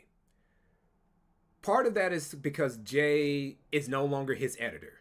Because when Jay was on Rich's payroll, Rich was more. It was beyond just the fact that he was editing Rich's videos. It was beyond the fact that Jay was also doing the thumbnails. Jay was essentially Rich's Tard Wrangler, right? Because here's something that Keemstar has kind of like low-key taught well, Keemstar didn't teach anybody this. This is more like it's an idea that Keemstar kind of took from the freak shows of old, where you would have this one dude who would be leading this carny of freaks and abominations to make money, right? Alone, by themselves, these freaks and abominations were just pariahs. They were just people who would get mocked and made fun of because of how they looked or how they acted, or I don't know, they were like super autistic or whatever. But through the carny, I mean, sure, he would exploit them, but they would also get money and maybe some type of fame. And that's what Keemstar is doing right now with the locale expanded universe. It's just a digital carny. He took all these freaks who can't do anything by themselves. They can't make money. They can't like be popular. But if you take them and you put them in this fucking WWE writer's room ass environment, you can squeeze some shekels out of them. Yes, like Howard Stern used to do. Now, with Rich and Jay, Keemstar is the Tard Wrangler for Boogie and Wings and all these other lolcows he's got on his payroll. Jay was the Tard Wrangler for Rich, and this becomes very obvious when you hear the stories that that Rich tells, really, where he used to say shit like, I kept wanting to quit, I kept wanting to stop doing gaming news, I just wanted to stream and talk about Phil and get high and not do the easiest fucking job in the world. But then Jay would come along and he would say, you're fucking insane, get back in that basement and record this fucking 8 to 10 minute long video about how the Nintendo Switch is garbage so we can make an easy payday this month, right? He had to be told that. He didn't know to do this shit on his own. He needed somebody to come and take him by the collar and drag him. Jay gave Rich all the articles he read. He needed another man to go on Google or whatever fucking search engine to look up the latest gaming news. He couldn't do that himself, right? He needed somebody else to do that for him. So Jay was his Tard Wrangler. The problem was Jay was also his subordinate. And the Tard Wrangling shit only really works when the Wrangler is the dude at the top. The Wrangler is the guy in charge. Because it was always they were always in a little close predicament, right? Because at any moment, Rich could just have this one episode where all of his inner thoughts just took over and he did just leave it all behind. And their easy grift that Jay and Rich had would just be thrown away because Richard Masucci is a overly emotional middle-aged man-child who doesn't have the discipline to read articles that somebody else wrote. So, but one day it happened. One day it happened, and Rich fired Jay. And honestly, I'm convinced. I'm actually convinced now that Rich's channel dying like it did near the end of his career was partially due to the fact that he's just not talented and people didn't want to watch his videos, but also due to the fact that he was glad that his channel was failing, and he accelerated it through his own like actions or inactions because he just wanted an excuse to stop doing it. He wanted to leave it behind. He wanted to be able to have an excuse to do literally anything else, even though he wasn't qualified for it, right? So he finally went through with it. He finally fired Jay. He got rid of that pesky tard wrangler who kept telling him to do the dream job, the job that literally everybody else wants to do. There are so many people who would walk over broken glass, over like molten coal and shit, swim across the ocean. Right now, there's like a Nigerian, a Cameroonian, a Guatemalan fucking swim across the ocean to the US if it meant that they could spend the rest of their life just like talking about the latest gaming news and making a quick buck out of it and never having to do another day's labor in their life. Rich gave that away. So he got rid of his pesky tar wrangler, and he finally got to pursue the things that he always wanted to do. And the things that he always wanted to do were things that he's never been good at. Like I said earlier in the stream, Rich has wanted to be many guys. He wanted to be a comedy skit guy. He wanted to be a rap music producer guy. He wanted to be a political guy. He wanted to be all these guys. He's never been good at it. He doesn't have the talent to be any of those guys. He can't act. He can't really write. He can't write comedy skits.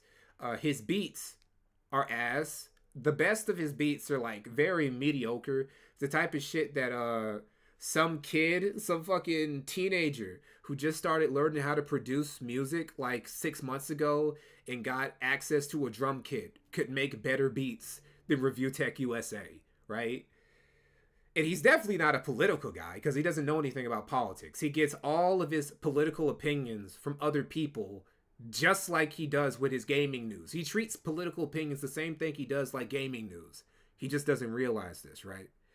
So he doesn't have any skill. The only thing he was good at was the only thing he didn't want to do, right? And the only reason he did it was because of Jay. But Jay doesn't work for him anymore. And I'm genuinely convinced that if Rich would just swallow his pride and just pay Jay again, if he would just go to Jay and say, look, Jay, neither of us are really talented enough.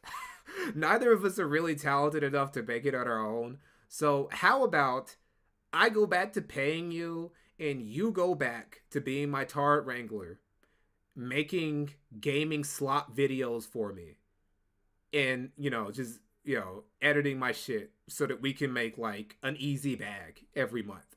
And I think Jay would accept it because fuck it, why not, right? Because I really do think that Jay does hate Rich, and he only puts up with Rich because, I don't know, Jay is kind of a bitch. I don't hate Jay, but he is kind of a bitch. That's why he goes back to Rich so much. That's why he forgives Rich so much because, he's not a fighter. Rich is a fighter too. But, Rich is a bitch, but he's also a fighter. It's a weird combination. It's why he keeps getting into it with guys like Sly and Aim so much, because he can't help himself.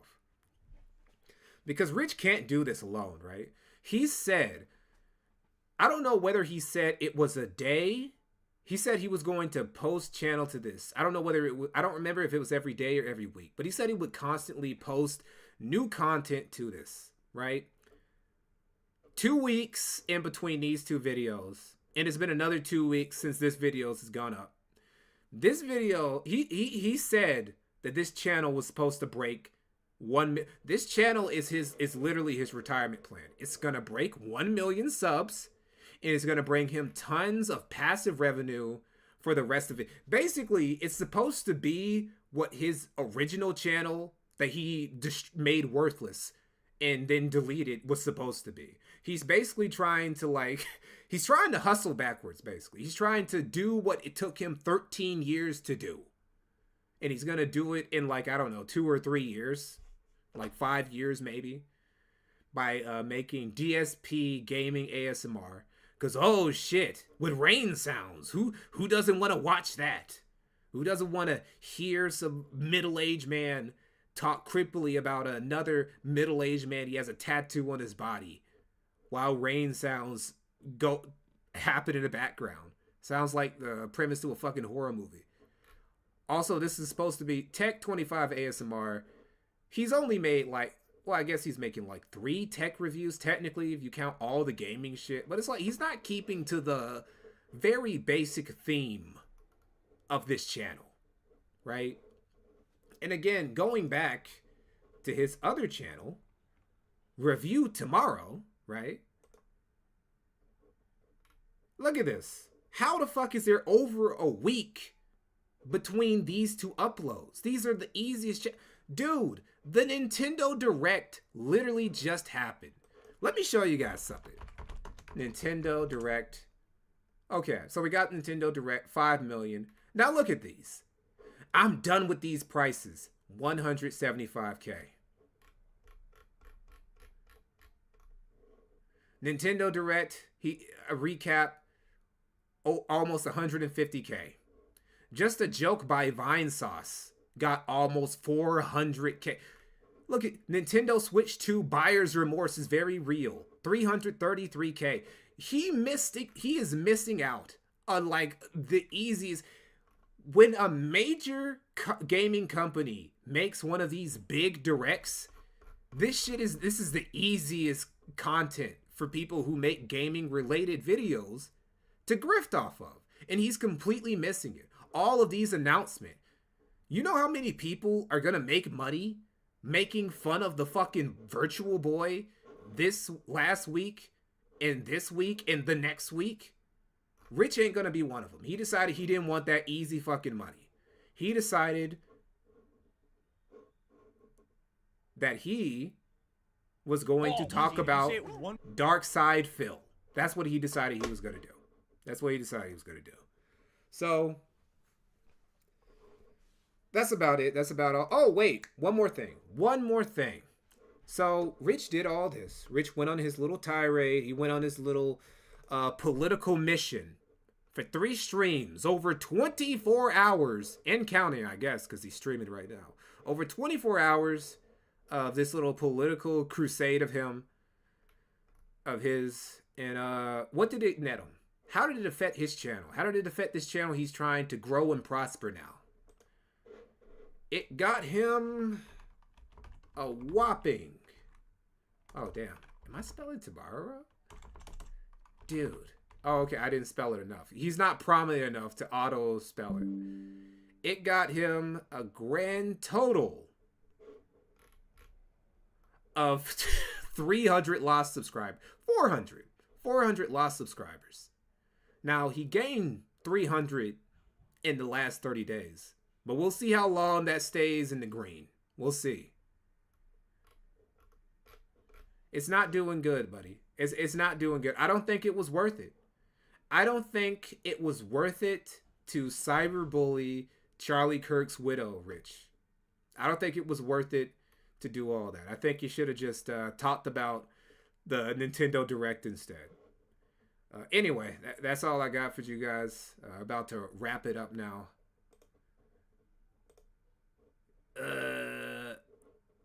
Yeah, we're gonna wrap it up real quick. Hold on, let me read some more of your of the chat before we go. Remember when RTU said ASMR was the reason he didn't kill himself? Yeah, that was oh man. Oh, this guy. Prime Media. Is this dude a games journalist now? You don't have to be a games journalist to just commentate about games. Actually, I would say being a games journalist is almost like a detriment to talking about games now. Because people just like inherently distrust games journalists.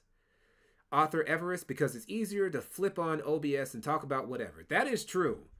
I won't lie. I've had a good time, guys. This has been like really cool and shit.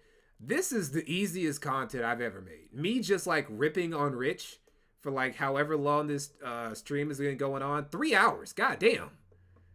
For like the last 3.5 hours, me just going in on Rich. This has been very easy.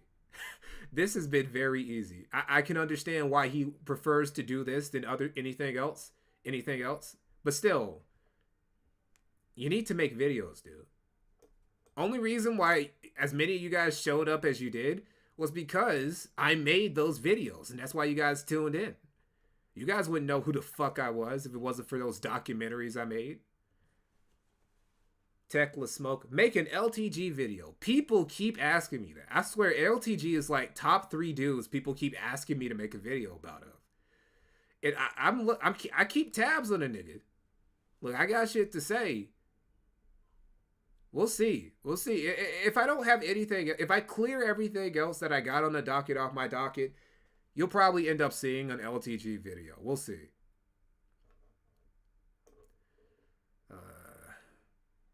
I mean, that's why Rich didn't... Oh, okay. That's why Rich didn't cover the Nintendo Direct.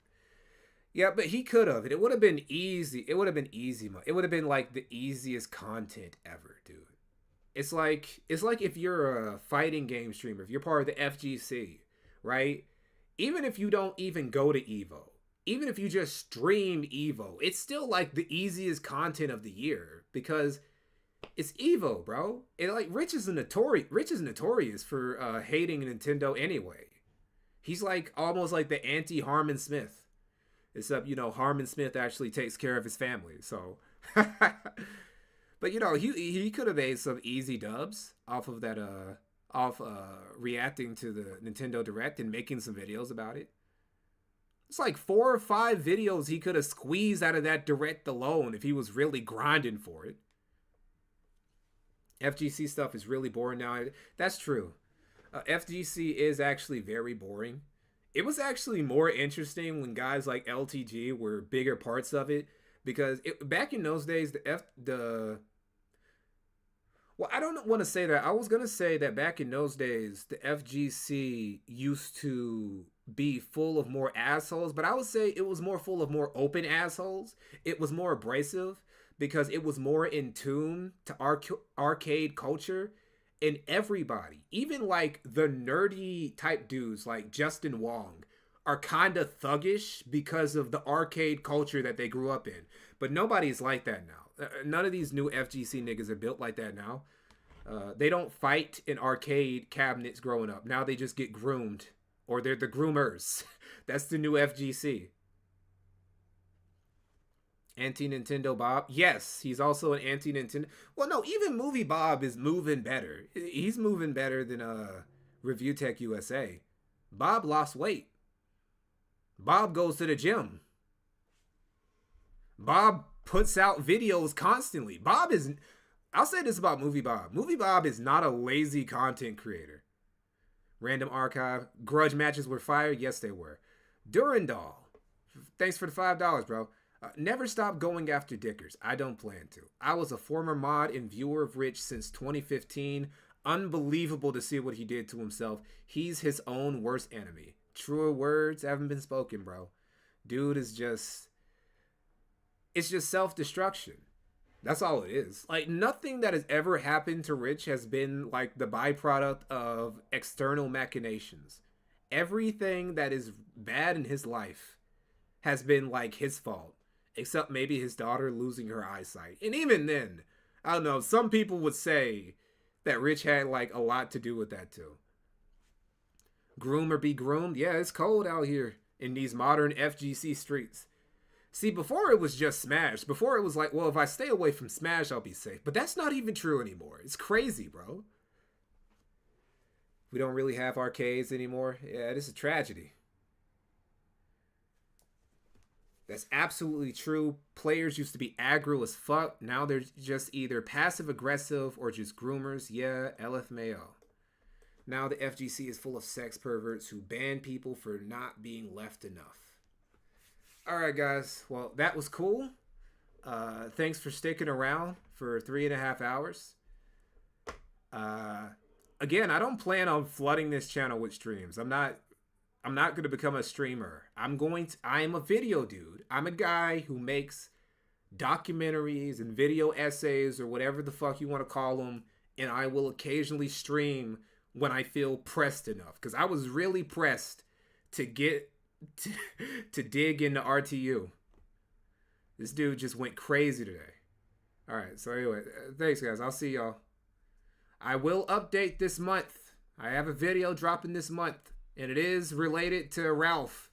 So all you Ralph Mail fans, all you niggas out there, y'all ready for some Ralph-mania? It's coming.